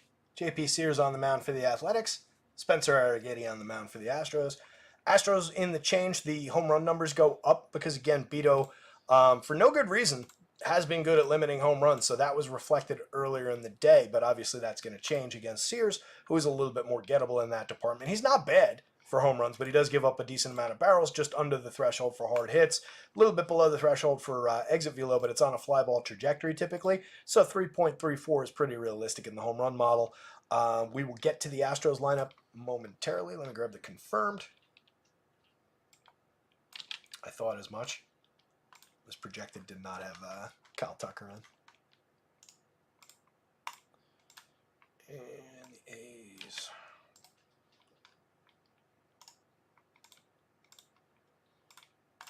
So one thing that I always like noting when this Astros team faces a lefty, is that these two guys do not get diminished whatsoever by facing left-handed pitching historically. So just absolutely fire away with Jordan Alvarez and Kyle Tucker, and if you're stacking Astros, let other people make the mistake of skipping them because there's a lefty on the mound, because that is not a factor for either one of those hitters. They're both spectacular against same-handed pitching. Sears at 74.85, not overly playable. Every now and then you do get decent days out of JP Sears. He's not a terrible pitcher, but he's decidedly average, and he's going up against a pretty good low strikeout Astros lineup on a day where he wasn't planning on pitching when he woke up this morning. So I don't really love the option. Seems like a bit of a stretch. 74 is not a terrible price. You could consider him part of that group of, mix and match mid-range type pitchers, but he'd be toward the bottom of it. 85 feels a little bit expensive on FanDuel. Arrighetti on the other side, 8,400 on DraftKings is a spectacular price. 10-1 is aggressive on the FanDuel slate. It's more reflective of the very good, 10 outings in a row that he had. Against the Athletics, it's not a completely insane price to pay. He has been that good throughout much of the season. He just ran into a wall finally in his most recent start. I mentioned it earlier. At Cincinnati, just 2/3 of an inning, faced 11 hitters, gave up 5 hits, 9 runs total, 3 earned runs after a scoring adjustment. Originally, more of them were his fault. No strikeouts, 3 walks, and a home run allowed. So pretty tragic meltdown there. That was coming off of 7 2/3 of 11 strikeout, no run ball, 2 hits allowed to Philly at Philly. Great start, 6 innings, 6 strikeouts, 3 hits against the Orioles, no runs. A 13 strikeout game against Boston at Fenway, a 12 strikeout game against the Rays in that stretch. Had pitched into the 6th or beyond in 9 straight starts going into that one. He'd been very good. So the fact that you get him this cheap against this Athletics team on DraftKings, it's a bargain. Over here, you got to have a little bit of faith in the quality being real. But over the course of the full season, we're at a 409 xFIP, regardless of what the ERA might be. 409 xFIP, very good. 27.5% strikeout rate tells me there's plenty of juice for strikeout upside against a team with a 24.7% strikeout rate in the confirmed lineup. 12% swinging, 12+% swinging, nearly a 30% CSW is dynamite. Hasn't been bad for home runs. There's contact there for sure on a fly ball trajectory. He's been gettable for home runs, but not tragic. It does support the idea that, Brent Rooker or somebody could take him deep, a Shea Langoliers, a Seth Brown. But overall, looks like a pretty good playable spot here. So no issues with Arrighetti at 84. Faith-based play at 10-1 on FanDuel, but definitely on the board. And one of the better ceilings, if we're being honest about the full slate. I have no issues believing that he could find a high strikeout game here. So I like the option. He'll probably get a little bit popular, but totally playable even if he gets popular. A's bats going back the other way, kind of an interesting consideration. Particularly with Jacob Wilson in the leadoff spot, 2,500, 2,200 is a player we looked at recently. Throughout the minor leagues, he actually hit for a pretty decent average, got on base at a pretty aggressive clip. He's one of these just, correlated scoring run creator table setter types. Moving him to the leadoff spot ahead of Brent Rooker, ahead of all their home run power, actually is kind of interesting with him at such a cheap price. You're just taking a major discount at shortstop. It's not the ideal position to do that at, but if you do it, at least go all the way to the bottom of salary while everybody else is spending 6 on Bobby Witt, spend 25 on Jacob Wilson. Don't middle it if you're going to make that decision to go down. That's where it's interesting around the Zach Nettos of the world. So getting Wilson in that role is not terrible ahead of Brent Rooker at 57-37 across sites. He's hit 35 home runs. He's down to 299. We need him to hit 303 or better to show up that guy on Twitter that was getting all that buzz the other day. 284 ISO, 169 WRC+. He's been an absolute monster this season. And as we highlighted early in the season, made significant changes in his swing and miss profile on individual pitches. So while he's still striking out aggressively at 28.7, that's down 4 points from 32.7 last year. That makes all the difference in the world for this hitter. Everything about Brent Rooker this year is improved. Everything about Brent Rooker this year is real. So maybe he doesn't hit 299. He profiles he should hit 265. But the results have been on his side. Some happenstance has been on his side. So the average maybe not real, but the power output's real. The on base is real. The improvements are very real. JJ Bleday, a cheap source of left-handed power. He's hit 20 home runs in 572 plate appearances, 207 ISO. Reasonably good contact, not elite contact, but solid mid-range contact from such a cheap player. Not bad in the outfield. Shea Langoliers, 4,200 is cheap for him at catcher. I'm not going to bother putting him side by side with Adley. The numbers are different, but the ISO's better, the home runs are better. The average and the on base are obviously lower. This is more of an all-or-nothing home run hitter. But in some ways, his performance has been better for DFS output. Seth Brown, 3,000, 2,600, 14 home runs in 346 chances. Numbers are starting to look more like Seth Brown in a short season. The barrel rate and the hard hit are good. 170 ISO's creeping up, 108 WRC+. Again, as I've highlighted a few times, a good left-handed bat with a lot of power, a little bit of speed. 25 home runs a few years ago. Just needs to be in the lineup. Zach Geloff, 32-28, has 16 homers and 22 steals. Mediocre season otherwise, but playable for counting stats. Armando Alvarez, 24 and the dead min across sites. Moderately successful 35 plate appearances so far. Let's call him a mix and match quality play. Max Schumann and Ryan Noda at the bottom of the lineup. Schumann, entirely skippable, 7 home runs, 12 steals. Noda's the interesting one. Just 100 bad plate appearances this year, But last year, 16 home runs in 495 chances and got on base at a 364 clip. Created runs 23% better than average last season. Don't sleep on Ryan Noda at the bottom of the A's lineup for the dead min price. That's not a terrible one-off even. Against Arrighetti, who again is giving up a reasonable amount of power and has an issue with walks, Ryan Noda is the ideal kind of a hitter to succeed against him. Honestly, as much as I was intrigued by Jacob Wilson in that leadoff spot, they really should have let off Ryan Noda in this spot. I don't really understand that. That's a mistake. Ryan Noda is terrific at drawing walks. He's a high strikeout hitter, but I mean 15.6% walks last year, 12% in a bad season so far this year in just 100 plate appearances. Ryan Noda is a good hitter who can draw a walk. He should be in the leadoff spot today. Bad move by them. That's why I should be managing the Oakland A's. Anyway, on the Astros side, Jose Altuve, 55-36, 19 homers, 20 steals. The ISO's disappointing this season, but it hasn't really dramatically impacted a lot of the output. 301, 356, 449, creating runs 31% better than average. Will fall short maybe of his typical home run output, but only by a few. The ISO's down, the contact is about where it was, the barrels are down somewhat, and that's probably where a couple of those home runs and a couple doubles went to make the difference in those numbers. But overall, you're still dealing with a Hall of Fame player in a very good season for a fair price at second base. Jordan Alvarez and his running mate Kyle Tucker finally back together at the top of this lineup. 59-56 on DK, 39-41 on FanDuel. The second best outfield tandem in baseball, in my opinion, as far as excellent power hitters who get on base and create runs like crazy. It's Judgy and Soto, and then it's these two. But again, no diminishment lefty-lefty for either of these hitters. They both belong in your stacks. 32 home runs in another terrific season from Jordan Alvarez. Monster contact. Kyle Tucker missed most of the years with an ouchie on his shin, but 19 home runs and 10 steals in 271 chances. He was tremendous while he was here. He was walking 17.7% of the time, striking out just 15.9. He's a superstar. Absolutely want shares of both of those players. Alex Bregman for 49-32 has 22 home runs on the season, a 188 ISO. He's created runs 16% better than average. That's after struggling through the first, half the season at least. Very low strikeout, medium walk rate, a lot of well-struck balls in play. It's another good Alex Bregman season at the end here. Jainer Diaz, 47-31. Yet another catcher who should be more expensive than Adley Rutschman, or an example of why Adley is too high priced. If you're going to put Jainer Diaz at 47, dude's hitting 299, 325, 451, 118 WRC plus, 16 home runs at 2 fewer than Adley. The ISOs are similar. The run creation is better. He's hitting the ball harder. It's just weird. He's in a similarly good lineup. Hits in the middle of the lineup every single day. He's having a tremendous year. He's always in play when you're stacking up Astros. Jeremy Pena, mix and match caliber shortstop with a little bit more juice than that. 15 home runs, 16 steals, 102 WRC plus. He's just kind of mid, but he's playable. He's like 1-2 spots down from Zach Neto on that list of next tier shortstops. I prefer Neto, but Pena's close. Victor Caratini hits the ball very, very hard. We talk about him a lot when he's in the lineup. 2,500, 2,600, 6 home runs on the board, just a 143 ISO and 212 plate appearances. The home run total is okay. It's a backup catcher who's kind of sneaky, not quite Travis d'Arnaud, but in that vein.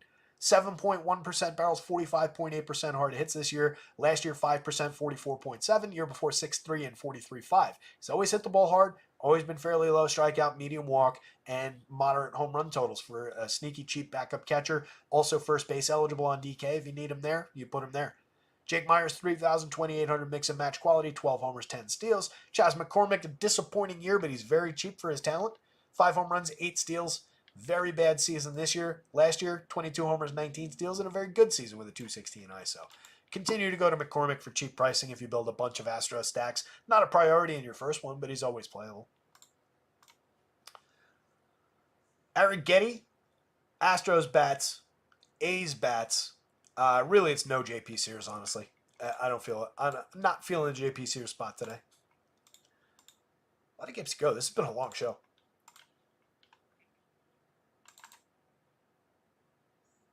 The Gen X have short attention spans.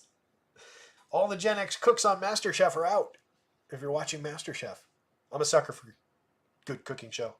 And MasterChef is my chosen cooking show. It's cheesy, it's silly, but I enjoy Gordon Ramsay. They're doing a battle of the generations this year. And literally all the Gen Xers were the first 5 people eliminated. Speaks to the nature of the generation. All right, so Yu Darvish again, 60 some odd pitches in his return, 63 pitches in his return last week. That was against Detroit. He lasted 2 2/3 on that, struck out 4, walked 2, 3 earned runs on 4 hits. I'm not expecting a lot more than that. He was out since May 29th. Prior to that, part of it was an elbow issue. Part of it was a undisclosed family thing where he was just on leave. So I really don't expect much. Whatever innings are out that he's out there for, perfectly fine to expect that he's gonna, maybe strike out some of these Mariners. That's why I think it's realistic with that median projection. I just think it's a median projection day with no ceiling on it. So for 83, 87, it just feels bad. I don't think you go there. I don't think you expect much more against the Mariners. On the other side of it, George Kirby, just a little limited by the opponent, but he's spectacular. 3.61 ERA, a 3.56 xFIP, a 3% walk rate is microscopic, 23.5% strikeout rate is very effective, solid swinging strike rate. Could honestly stand to throw a few more called strikes and find his way, but that might sacrifice some of the quality overall. He's been very good at limiting premium contact and power. 8.6% barrels on a 15.1 degree average launch to not really result in many home runs. 36.4% hard hits and 89.1 miles an hour of exit velo. We're not bad in any of those categories. This is right about in line with what that would suggest it should be. Pitching to a above average stuff plus rating. He's just good. 8,800, 9,600. Fairly priced on DraftKings, even with the Padres in town. 96 on FanDuel is not a bad price. I'm happy to get George Kirby. Like, if I was building out a lineup and I fell short of like a Pablo salary and found myself at 96, I'd be like, wow, George Kirby, terrific. I love that he fits in here, even though it's the Padres on the other side, even with their 19.1% strikeout rate. Part of that obviously is fed by the 4.3, the ridiculous Luis Arias strikeout rate. He only walks 3.6% of the time. He's always putting the ball in play. He's a 315 hitter, 349 on base, creating runs 9% better than average. One of the better table setters still in baseball, even in a slightly diminished season. But he doesn't do a lot on his own. He's always good for 3 hits, possibility, but definitely needs help from his friends to truly create DFS scoring. Fortunately, he's got Fernando Tatis behind him again in the lineup. 14 home runs for Tatis, a 181 ISO, 128 WRC+. Not his best 369 plate appearances, but he's still crushing the ball. 13.3% barrels and 54.3% hard hits. If he had the filler of an additional 200 plate appearances that he missed, I bet you those numbers would be more in line with expectations. Jerkson Profar exceeding expectations still, but we're continuing to plummet. 277, 380, 455. Gotta have a good couple final weeks to not ruin it. I think we get there. I think we're all right. 139 WRC plus is still going to hold up and be a spectacular season compared to expectations for this player. It's been low strikeout, high walk, excellent contact all year long. Still only costs 44 on DraftKings for reasons. 3,400 is more correct on FanDuel. He's been terrific this year. Manny Machado, 53-35, has 25 home runs on the board, a 192 ISO, creating runs 22% better than average. Looks a whole hell of a lot like Manny Machado down toward the end of the season here to me. 10.4% barrels, 48.9% hard hits, right in line with previous year's contact. Love the player. Fits in at third base pretty effectively. Just a bad matchup against this pitcher. Cronenworth and Xander Bogaerts. Mix and match caliber options, I guess. Disappointing year from Bogey. 266, 310, 379, 9 homers, 10 steals. That's not the player that he once was. We'll see if he bounces back next year, but it's been mediocre. You can still get production, and it's priced in that he's been this bad this season. He's still low strikeout, low walk, so you can buy balls in play. So it's not a terrible option, but it's not lived up to expectation. Jake Cronenworth, right around expectation. 251, 328, 406, 16 homers, a 111 WRC+. I told you he wouldn't hit third all year. Jackson Merrill probably should be hitting third all year. 4,700, 3,500, he's slashing 293, 22, 499 with a 209 ISO, 23 home runs and 16 steals in one hell of a good rookie season. Kyle Higashioka, 16 homers, exceeding expectations. Tons of good contact from the cheap catcher. You can absolutely put Higgy into a lineup if you're stacking up the pods, but it's a bad spot against George Kirby. Mason McCoy, mix and match caliber at the bottom of the lineup. And then Mariners lineup is in. Victor Robles is in the leadoff spot, which is good. Come on. Robles just constantly banged up, was dealing with a hip thing, and then he got plunked on the elbow, and he missed a few games with his elbow. But back at the top of the lineup today. 3,800, 2,800, he's stolen 23 bases and 232 chances, getting on at a terrific 357 clip. Just belongs in the everyday leadoff role for this team. Good option to hit ahead of Julio, Cal Raleigh, Randy Arozarena, all the power upside you get from those three players. They're kind of coming around as far as the run creation marks go. I mean, look at the top of the lineup compared to where it was early in the season when we could do that and there were two guys above average and everybody else was terrible. We're now the top six hitters in this lineup, 115 WRC plus, 15 points better than the average player. It's not terrible. Bottom of the lineup is below average, but not by crazy egregious marks with Jorge Polanco, JP Crawford, Josh Rojas down there. Those are three mix and match quality players. One of the guys that's above average in the top six is Justin Turner, who's not exactly having a great season, but still gets on base and provides correlated scoring. But the top five here is actually kind of interesting and kind of good. Two players above a 200 ISO, everybody well above average for run creation. Everybody provides a little bit of power. Everybody provides a little bit of speed, at least with a lot of speed for some of those players. Everybody's cheap. That top five fills your outfield. Stick Luke Raley at first base, grab Cal Raleigh and put him at catcher, and now I can still buy a premium shortstop, premium second baseman, and third baseman, and probably pay for two good pitchers on DraftKings because I'm spending $4,100 a piece for those guys. Yes, Yu Darvish is on the mound, but this version of Yu Darvish, even when he was pitching earlier in the season, was giving up a 42.9% hard hit on a 17.1 degree average launch, 91.2 miles an hour of exit velo. Probably getting a little lucky to miss barrels a few times and only be at 2.88% home runs. 3.51 ERA with a 3.93 xFIP underneath it. Solid strikeout numbers still so far, 23.5, but not spectacular. 12.4% swinging is good, but it was missing the zone a little bit, 27.1% CSW. It's a more gettable version of Yu Darvish, and again, he is going to hand off to the bullpen early on. It's not inconceivable that a cheap Mariners stack could succeed. They're more expensive on FanDuel. Not egregiously so, but the price for that 4-man is $3,100. That's way more than $4,100 on DraftKings for the 5-man. So top 5 is kind of interesting. Julio's got 14 homers, 21 steals, 106 WRC plus, just a 116 ISO, and a major disappointment. 44.7% hard hits and 9.4% barrels on its own is fine. Compared to what he was, is not fine. But always playable, and all of that is priced in now. Cal Raleigh's got 29 home runs this year at 213 ISO, yet another tremendous catcher option for a cheaper price. Randy Arozarena at just 42.33, 19 homers, 20 steals, not having a terrible year. The 221 average is disappointing, but the 332 on base is keeping him afloat. His creator runs 15% better than average. The ISO is disappointing. The contact is down. But again, that's not terrible contact, just bad for him compared to previous seasons. Luke Raley, 10.5% barrels, 41.8% hard hits, cheap option outfield and first base, 18 home runs and 399 chances, 9 stolen bases, 211 ISO. And then again, Turner, Polanco, Crawford, and Rojas mix and match quality down lineup. Polanco's up to 14 homers, 143 ISO, 90 WRC plus. The other guys, medium homer, medium stolen base, but pretty low end average, 305 matching on base percentages. Nobody down here is reliable, but you can mix your way through those guys if you're building a lot of Mariner stacks. George Kirby, Mariners bats, Padres bats. No Yu Darvish.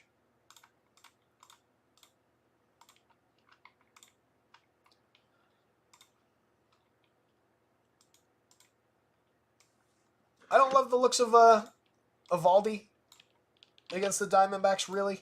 He's fine. He fits right into that medium group of pitchers. But at $9,000, $9,300, he's more expensive than most of them. So it's just a little bit of an awkward fit. Could definitely succeed against this Diamondbacks team, but they're good. And they're getting Ketel Marte back at the top of the lineup. So that's a major boost. They're basically back to the full picture. One of the best teams in baseball at creating runs this season. I think they actually are the best team. Look at all these guys that hit the ball extremely hard. Average WRC plus, I'll include the 58 for Jose Herrera because it still only brings it down to a 119. If you take him out, the top 8 hitters in this lineup are creating runs 27% better than average on average. If we take out the 145 from Pavin Smith, it's 125. If you missed it, Smith had a monster day the other day. Got 7 home runs now in 102 plate appearances, a 292 ISO. Solid lefty batter's always made decent contact. Low strikeout, medium walk, or high walk. Not a bad player for $3,000, $2,800 against Evaldi. Evaldi's not a bad pitcher. I just like this Diamondbacks lineup. 3.55 ERA with a 3.38 xFIP on the other side, 24.3% Ks, a 5.9 walk rate. Very good strike thrower with a 13.1% swinging strike, 28.7% CSW. The CSW could be higher with the swinging strikes where they are, but it's not bad. Limited launch angle at 8.8 degrees basically saves him. 3.21% home runs is believable on the hard contact. The not completely elite launch angle, but the fact that he's capable generally of keeping the ball somewhat down is the difference between him and him having a home run problem. 98.25 in the Stuff Plus model, a little bit below average. Maybe pitches a little above his head, but we've seen him do it for enough years that it's believable that he will pitch at that level with that stuff. I just don't love the matchup for him. I think he's a little overpriced compared to other options on the slate. Zach Gallen at 86.92 against a somewhat gettable Rangers lineup, 21.2% strikeouts for this version of the Texas lineup. A lot of underperformers, but a lot of high-quality players in general in that lineup. So I don't love the spot for an up-and-down Zach Gallen all that much more. 3.69 ERA, below average Stuff Plus for him as well. 23.6% strikeouts, 8.8% walks. A lower swinging strike rate than his opponent with a similar CSW. Similar issues as far as the premium contact on a medium to low average launch, resulting in more limited home runs than maybe otherwise should be capable of. So I kind of prefer bats here. Between the two pitchers, I'd take Gallen over Evaldi, but I kind of lean bats on both sides. And there's just a lot of similarly priced or cheaper pitchers with similar projections. Top of the Rangers lineup, Marcus Semien at 5,400, 19 home runs at second base is not bad output, 6.14 in the model. Not a great season for Marcus Semien, but we know he's a higher caliber player than this overall. Not a bad price. Any struggles are priced in. Maybe less so on FanDuel. Well, those are actually similar prices. It's not a bad spot to find Semien. He's the most expensive player on the DraftKings slate on this team. Same thing on FanDuel. Yeah, same thing. So on both sites. Adolis Garcia down at just 45.31. 22 home runs, 11 steals, but a bad 218, 278, 391. Just a 173 ISO, 87 WRC+. Plus. Still continues to mash the ball, though. Look at the contact numbers. Those are not bad on their own. They're just down a little bit from last season, in line with 2 years ago. Just bad output, bad results, little bad luck and happenstance in there. It's all the difference between this and a good season. Josh Smith, 4,000 shortstop only, not a great fit on DK. Mix and match caliber at 3,000 on FanDuel with third base eligibility. 12 homers, 9 steals, 353 on base, 120 WRC+, but has diminished greatly since his hot start. Wyatt Langford not having a great rookie year, 10 homers, 12 steals is kind of meh. He's playable, but just a mix and match option in the outfield for a fair price. Nathaniel Lowe at 36.28, one of their more playable bats, still getting on at a 358 clip, creating runs at a 116 level, 16 points above average. Just 12 homers, not a great power season from him, but a very good on-base option, good correlated scorer in a scuffling lineup. Josh Young, a lot of power for 44.29 at third base, 6 homers, decent triple slash in 160 opportunities. Missed most of the year, but a very good player that people are probably sleeping on when they stack this team. Jonah Heim, Ezekiel Duran, Leody Taveras at the bottom of the lineup, all playable, all mediocre output, 68, 79, and 77 WRC plus marks. Part of the problem for Texas this year. 12 home runs out of Heim to lead the group, 18 stolen bases out of Taveras to lead the group in that category. Nobody hitting well, nobody getting on base reliably. Mix and match up and down the Rangers lineup. Diamondbacks are the much better team. Corbin Carroll, up to 19 home runs and 26 steals, up to a 103 WRC+, a 190 ISO, slashing just 229, 314, 419. But I mean, we're no longer talking about a tragic season in any way. 18.4% strikeouts and 10.1% walks. He scored 100 runs. It's disappointing compared to last year, but I mean, that's not a bad season. It's an effective leadoff hitter at worst, with upside for more. 53.35 is still honestly a little bit cheap for what the upside's been over the last 2+ months. Ketel Marte, excellent season out of him. It's a shame he missed some time there because he was on an absolute tear. 30 home runs on the season, a 257 ISO, 148 WRC+. Top option at second base, in my opinion, most slates that he's on these days. 10.85 to lead the team in the home run model. Jock Peterson has 21 homers on the season. A very good year out of him. 284, 03, 527. Very solid ISO again. Awesome power hitter from the left side. Platoon option most of the time, Puts great bat on ball against righties. Lots and lots of upside against a righty who does allow a decent amount of contact. 8.33 in the home run model. Christian Walker right there at 8.84. He's got 23 long balls on the season at 216 ISO. Excellent run creator. A little higher strikeout than he's been in years past, but he's putting better bat on ball. So you take that trade-off, a couple points of strikeout for a little bit of better quality contact. 216 ISO, 23 homers. Last year, he hit 33 home runs. So 239 ISO, so maybe you don't take the trade-off. This should be resulting in more home run output, more and higher ISO, though. McCarthy, one of the better seasons of his career, 364 on base, 21 steals, a 122 WRC+. Very good contributor for them this season. I mentioned Pavin Smith already. The power output and the on-base skills that he shows and has shown over limited opportunities over the past few seasons. Definitely in play when he's in the lineup at cheap prices. First base and outfield eligibility is huge because it doesn't block Christian Walker. I like Pavin Smith. I like Ketel Marte more, but I like Pavin Smith. Solid lefty bat late in the lineup against a gettable enough righty. Joining Suarez, big power surge late in the season to normalize his numbers. 26 home runs, 218 ISO. Looks like Joining Suarez to me. It all came in a big rush, but the numbers are there overall, and he's been on an absolute tear second half. Araldo Perdomo and Herrera at the bottom of the lineup, mix and match caliber. Perdomo gets on base at a great clip, 348 on base, makes him a good wraparound option, 106 WRC+. Not a bad way to spend a shortstop share if you need to be cheap about it. Diamondbacks bats. Zach Gallen, Rangers bats, Nathan Eovaldi. It is a four-corner spot, though. Believable that any one of those four things could succeed, but Diamondbacks are my favorite part of it.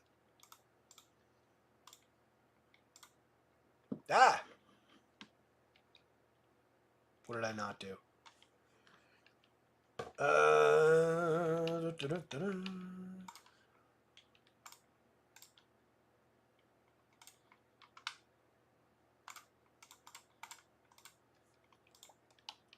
That's what I didn't do. I didn't move the new starter over. Oh, wait. Actually, I probably just didn't take off that. There we go.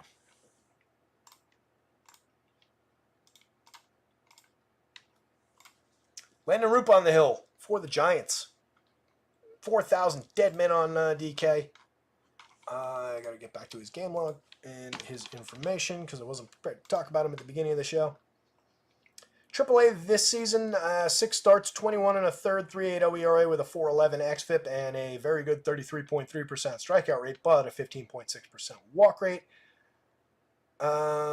25 years old, started the year in the complex, so he was he must have been hurt early in the season. I'm not overly familiar. AA last year, 10 starts, 31 innings, a 1.74 ERA and a 2.61 xFIP was pretty spectacular. 35% strikeouts and 7.5% walks is very, very good.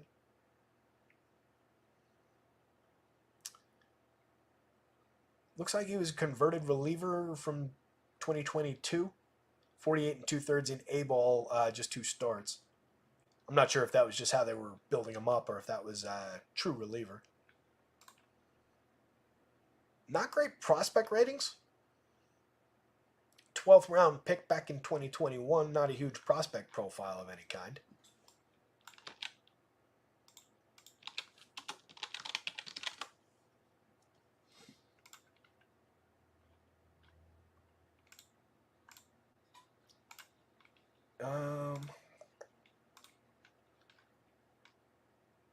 So we went 4 innings against Arizona on the 5th.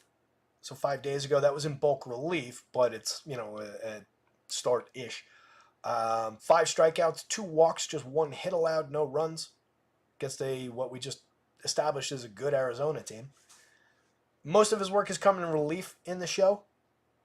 Handful of outings of, 2 and change innings. Went 3 against Milwaukee back on August 29th. Was effective in that one also. Faced 12 hitters, just 1 hit, 4 strikeouts, 3 walks. The walk inefficiency could kill him in a true start. In 31 and 2/3 of all relief work, but again, a bulk relief appearance and a couple bulk relief appearances. We're 24.1% Ks, but the 13.9% walks. That's what I mean. That could kill him. 136 whip is too many opportunities against. 3.41 ERA, but a 4.19 xFIP. Hasn't been bad at all at limiting power, but again, that's at max effort in more relief-focused innings. In the minors,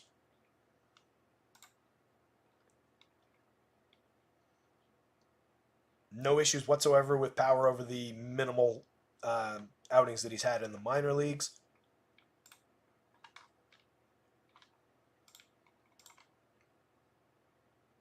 Throws a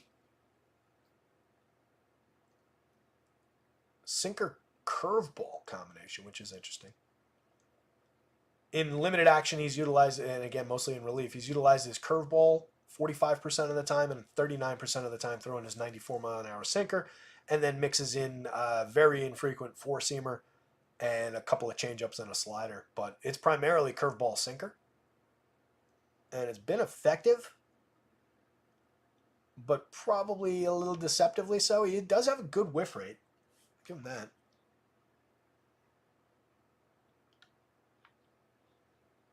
Medium K rate at 24.1, but a 29.3% whiff rate.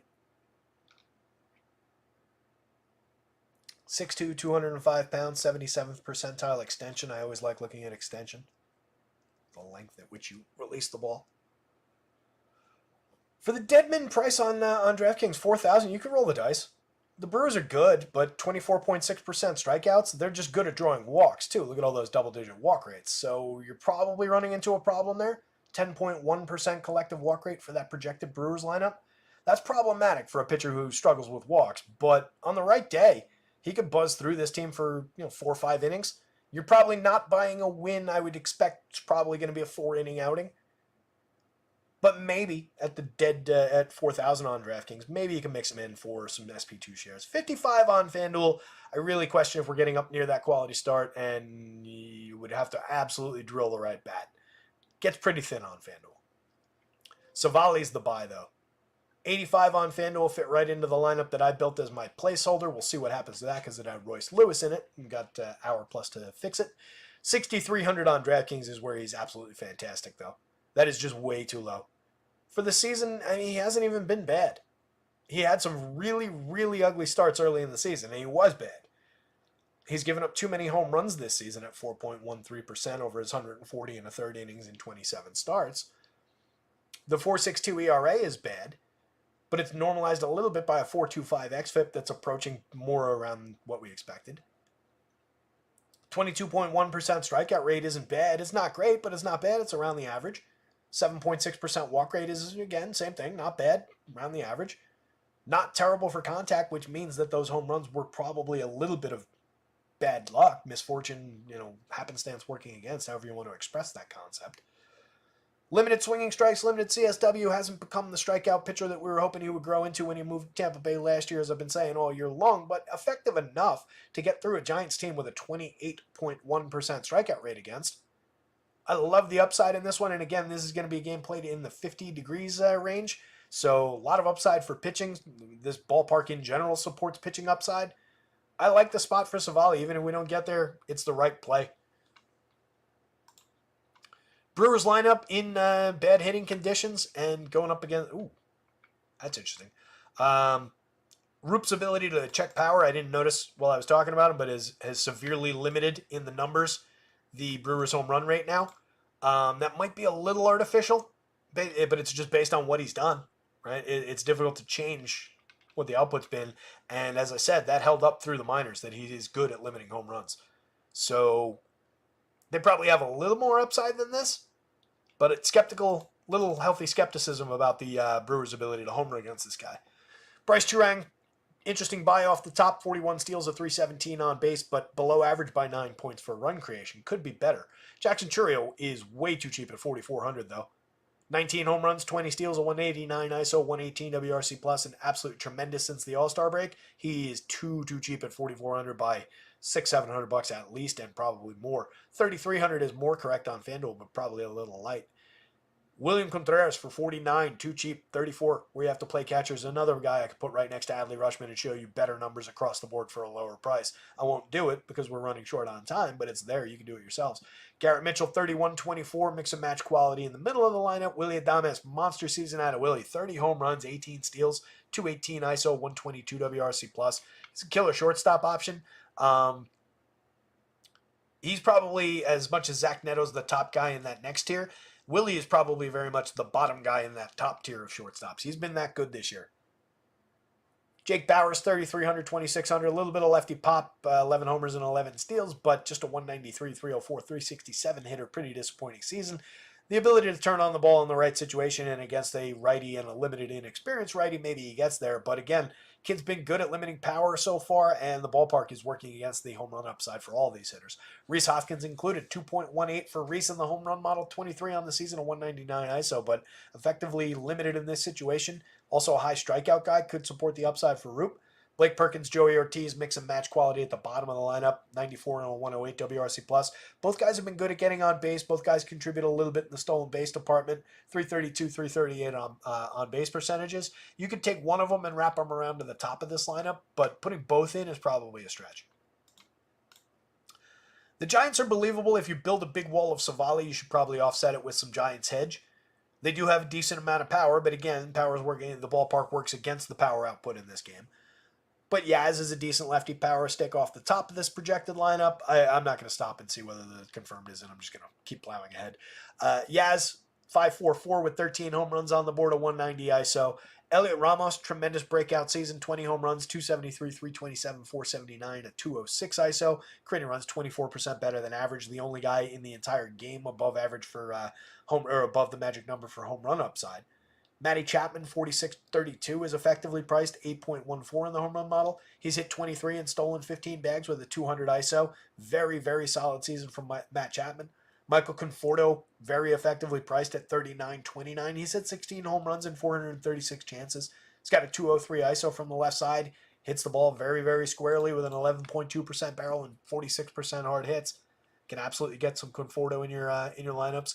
Lamont Wade, 3,200, 2,900 for a guy who gets on base at a 389 clip. Just provides endless correlated scoring opportunities. He's just too cheap at first base. Outfield eligibility also for too cheap on FanDuel. Love Lamont Wade. Just not a great situation overall with the conditions in this ballpark tonight. Tyler Fitz, 44.33, is kind of normalized in terms of the contact numbers. 14 home runs and 17 steals in 284 chances, though. 235 ISO, 146 WRC+. Tremendous output so far. We'll see what he becomes, but so far it's been dynamite. You can absolutely include him in stacks. Not even all that expensive on DraftKings for the output so far. A little bit more expensive on FanDuel at 33, but easy enough to build into stacks with how everybody else is priced. Bailey, Marco Luciano, and Grant McCray at the bottom of the lineup. Luciano's an interesting prospect for this team. 63 moderately successful plate appearances so far. McCray's been successful with a 120 WRC plus over his 73. He's also hit 5 home runs and stolen 3 bases. So there's some interesting options down the lineup. And then Bailey's got 7 home runs from the catcher spot. Savali? Roop value on DraftKings. Brewers bats on both sites. Giants bats. And Roop on FanDuel I don't think is all that strong. All right, last game up. Do we have confirmation at least that Yamamoto's pitching? I hope so.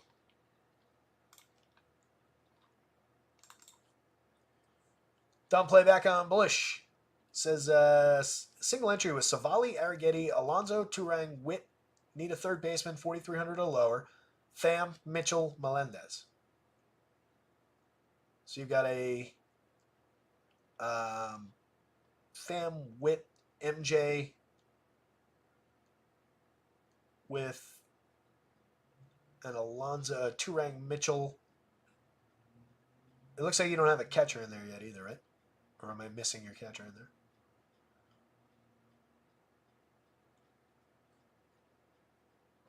I would maybe consider somebody other than Alonso at first, get into a deeper stack. Like I kind of want to get Sal in there. Maybe you go instead of Alonso at first, you could go Vientos at third if you still want a Met. and he's obviously effectively priced, similarly priced to Alonso. But I would want another piece of those Royals, I think. If I'm going that direction, it would probably be Sal. It's not a bad stack, but it's probably not my favorite. Stroman's targetable, but not like super targetable. He's a better real life pitcher. He's decent at limiting home runs. He's decent at limiting run output in general. Capable of giving you like 7 innings of 3-4 run ball. I don't want to talk you off the Royals entirely because I do really like that team in general, and we've gone to them a bunch this season, and I can absolutely see them succeeding in Yankee Stadium against Stroman. It just wouldn't have been my first choice, but that said, that makes it kind of, not being anybody's first choice is also kind of a good thing sometimes, right? And when you're getting to high-quality players like that, nothing wrong with it. I would just work on those combinations a little bit, though. Get a little bit more correlated scoring in there. And include a catcher. So Lone Wolf says Savali opens up everything. I totally agree.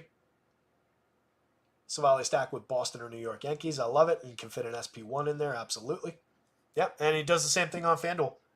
I'll tell you right now, I built the Twins and Yankees stack that I talked about basically throughout the show. I've referred to it obliquely. And Savali, I had exactly enough money to put Savali into it. Now I'm going to have to change it because Royce Lewis isn't playing. So I'll probably swap Jazz in at third base or go a different direction. We'll see. But Savali makes a lot work on both sides. Shota Imanaga, 9,700, 9,400 off the top. Looks pretty decent even against the Dodgers. Projects out fairly well. I question what the true ceiling looks like given the low strikeout nature of the Dodgers and just their general quality. But Imanaga's been outstanding this year. 2.99 ERA, a 3.70 xFIP underneath. That is fine. It's reflective of, not necessarily as good as he's been in terms of runs. But he's also got a 14.4% swinging strike rate, which I believe is the highest on this slate. 25.2% strikeouts against 4.1% walks is a sparkling strikeout to walk ratio. He's pitched fairly deep into games, 153 and a third in 26 starts. They didn't let him finish when he was chasing a no-hitter the other day. He came out after 7. So there is that. I feel like we're probably capped around 7 innings, but that's a totally excellent deep start for these prices against this team. If he gets there, you're probably paid off. So I'm not worried about the lack of being able to go 9. I'll take 7 good innings. Little bit of output for power against with a 3.73% home run rate allowed, but it comes on medium barrels, fairly low hard hits. Exit velo is not problematic. So just a little bit of happenstance for a fly ball pitcher, I think. Play those games in neutral parks and probably doesn't get out to similar degrees. On the other side, Yamamoto, again, only went 2 innings in each of 2 rehab appearances. Probably not getting any kind of depth out of him here. 2-3 innings at best. I got him projected, I think, at... Did I put him at 4? If I give him 4, that's probably too high. I think I put him at 3.5. It's probably also too high. Probably 3 innings and done. Either way, I don't think you're playing him at 95, 86, no matter what. Very good, but probably not worth it. What he will do is impact this Cubs team a little bit, at least for the innings that he's out there, at least in theory. His ability to limit home runs was on display over his 14 starts, just a 1.99% home run rate against. He's limiting everybody to, halfway to the magic number in the Cubs lineup. Some good hitters, some very good sequencers in that lineup, though, some good run creators, medium speed, medium power for basically everybody. Both lineups are playable. Imanaga way over Yamamoto. If you're stacking Cubs against Yamamoto in the bullpen, which isn't necessarily a great idea, Ian Happ, 46.32, is continuing to have a great season and continuing to be underpriced on both sides. 23 homers, 11 steals, creating runs 26% better than average with a 213 ISO. Ian Happ's having a tremendous year. 38.27 is pretty cheap for Michael Busch. 17 home runs with a 182 ISO, 118 WRC+, makes good contact with an 11% barrel rate. He's a high strikeout, but he offsets it with walks. Seiya Suzuki for 49.31 has 19 homers and 14 steals, 202 ISO. Very good line drive hitter with power for home run upside. Medium strikeout, medium walk. Not a bad option at price. Bellinger down to 5,000 now. DraftKings is normalizing that price. 16 home runs, 162 ISO, 110 WRC+. He's just been okay. Isaac Paredes has not been good since joining the Cubs. Kind of a bad decision by them, it feels like. 19 homers, a 170 ISO, 115 WRC+ overall, but again, kind of cratered since exiting Tampa Bay. Nico, just a mix and match caliber, a little bit of speed, 28 stolen bases, just a 327 on base. Correlated scoring and speed from Nico, but not an ideal lineup spot for that. Dansby Swanson, power upside, making good contact still, but a bad season. 14 home runs and 16 steals, mix and match at shortstop. He's worked his way to a 95 WRC+, but a disappointing year from Dansby from a player we like a lot. Pico Armstrong, tons of speed, tons of ability. Hasn't really put things together completely outside of a few quick outbursts, but we know he can be a fun, exciting player. More fun to watch than he is to roster for DFS right now, though. Mix and match at the end of the lineup. Miguel Amaya, not anybody's idea of a successful catcher. One of the few that doesn't favorably compare to Adley Rutschman on this slate. Shohei Ohtani, 7,400, 46 home runs, and 47 stolen bases. A monster season by any measure for Ohtani. You obviously go to him if you're putting Dodgers together. Lefty doesn't matter. It's Shohei Ohtani. Mookie Betts, 63.41, a decent alternative off the top. If you can't afford Ohtani, you can go to Mookie. He does a lot of the same things. He hits for a better average, gets on base a little bit better, less power, 17 home runs and 14 steals, but Mookie's got appreciable power. Missed a decent chunk of time this season and has still been very fantastic. Very fantastic. That's an interesting way to put something. It's like that old Seinfeld bit with the guy yelling about coincidences. There's no big coincidences and little coincidences. They're just coincidences. Can't be very fantastic. You just be fantastic. Freddie Freeman, 52-33, 21 home runs on the year. Very solid Freddie Freeman kind of a year. The average is down a little bit, but it's within range of not really caring about it. Teoscar Hernandez, 5,500, 28 home runs, 10 steals, 222 ISO. Tremendous power season out of Teoscar. Will Smith, one of the best catchers in the sport, 17 home runs. He's actually got similar numbers to Adley, funnily enough. The two guys that are like generally regarded as the two stars, the two primo guys. But even Smith is only priced at 48. So it's effective. It's a correct price. They got it right with Smith. He's got more upside than what we've seen from him this season, but that's not a bad season overall. Tommy Edman, good mix and match player with multi-position eligibility, a little bit of power, a little bit of speed. Decent run creator when things are going right. So far this year, just an 81 WRC plus over 75 chances, but has upside beyond that. Miguel Rojas, decent season in 298 chances, but the output is light. Just a mix and match quality player. Enrique Hernandez and Chris Taylor or whatever else is at the bottom of the lineup. If it's not named Max Muncy, it's just mix and match quality. If Muncy's in there, fire away. He's a tremendous power bat. He's just not in this projected because there's a lefty on a mound. All right. 6:04. I have done a lot of talking about this slate. That show went longer than I thought it would. 2:45 on the clock right now. We're going to go through the pitchers. Give it one last look. We restart the board on DK because we put a few new guys in here. Change from the beginning of the show, but we do still have Pablo up at the top of the board against a very, very gettable Angels lineup, and he's a good pitcher who's maybe underperformed a little bit, but maybe that renders him slightly lower on than he ought to be. 10,000, 9,100, not mispriced at all. Good option off the top. Kirby, just a challenging opponent with the low strikeout Padres in town, but definitely a very good pitcher. Excellent at limiting opportunities via the low walk rate. He's a little bit cheap on DraftKings. I love that spot, even against the Padres. Arrighetti, outside of that clunker the last time out, finally hit a wall, but was like 10 straight very good starts. High strikeout opportunity, 10-1, not a mistake on FanDuel. Totally fine with paying that price against the A's. 84 is a bargain on DraftKings. Big time strikeout upside for Arrighetti in that spot. Could get got again. I think there is a spot worth hedging with the top of that A's lineup. They're effective enough, but greatly prefer the Arrighetti side. He'll be popular though. Imanaga is challenged. I do think that's a spot that has less ceiling maybe than some of the other guys around him, but I think the median is at least real, and he does have believable 7-inning upside for clean innings, handful of strikeouts. I like him probably a little bit better than Gallen. I'm not a big Gallen fan at 92.86. They project similarly. Gallen maybe has slightly more ceiling, though, on the right day, given the Rangers versus the Dodgers quality mix. Yu Darvish is probably coming in right around those medians and not much more because I don't think we're getting the innings in limited action. Evaldi against Arizona, I don't love, but I think is fairly projected and fairly priced. 29 and change with upside for a little bit more, but also downside against a pretty good Diamondbacks lineup that is very good at creating runs. Bassett fairly priced for the roller coaster that he is at 86.84. I prefer the Mets side of it, but you can get both sides of that situation. It's the same thing with Lugo. I greatly prefer the Yankees, and they're one of the top stacks in my opinion of the day, and Lugo's been outperforming his talent. But he could continue to do that against a Yankees lineup that can give you strikeouts and has been, a little up and down this year. It's just this is the best version of the Yankees lineup we've seen. Ben Lively against the White Sox, totally believable to succeed. Mediocre pitcher, but fairly priced on DraftKings at 73. I have a hard time paying 89 for him, even against the White Sox, though, on FanDuel. Love Savali for 400 less than that. Similar projection against a more gettable, or a similarly gettable for strikeouts Giants team with the conditions on his side. I'll take my chances, and then at 6,300 on DraftKings, you absolutely fire away as an SP2 anchor. Cutter Crawford, probably a no from me against Baltimore. It's the same thing on the other side of that game with Albert Suarez.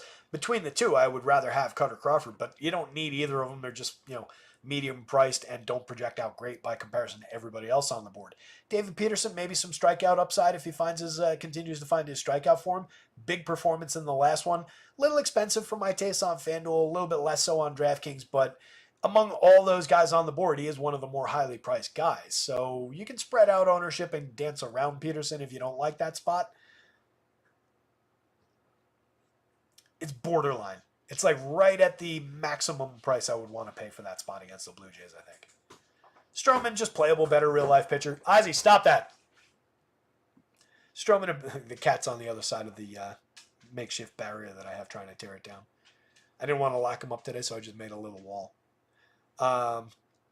Stroman, better real-life pitcher. Don't love the matchup against KC, but those are cheap prices. If you happen to find 7 innings of clean pitching, then he's an asset at those prices. But by and large, I expect KC to beat him.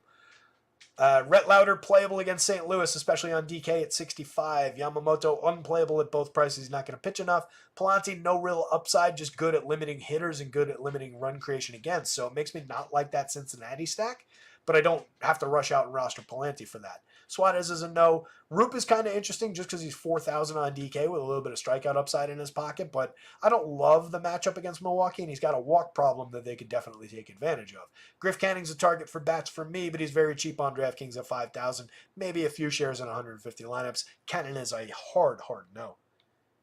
Lone Wolf likes KC. Good endorsement there. Yeah, at worst, I think KC is under-projected by Vegas at just 3.99, which means they're under-projected around the industry. They're better than that even against Stroman, who, again, good at limiting output for runs, but not always.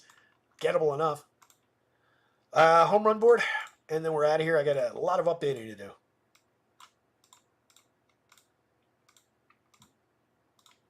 Ohtani, monster at the top. Some believable Orioles follow.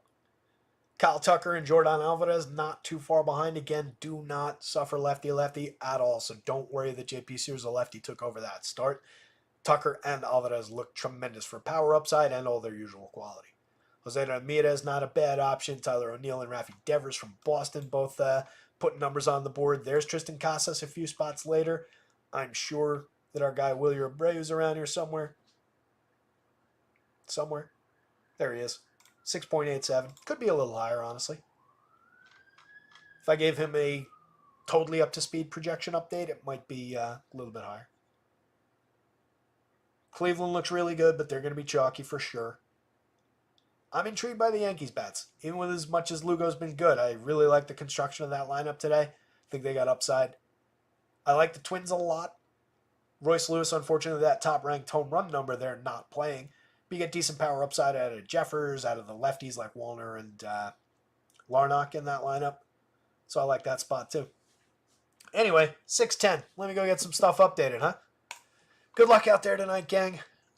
We'll be back tomorrow with baseball for sure. We're going to knock out something for football tomorrow for sure. Football projections probably hit the site tomorrow morning, midday, somewhere around there. Keep an eye on everything. Good luck out there tonight. Somebody go win something. We'll see you tomorrow.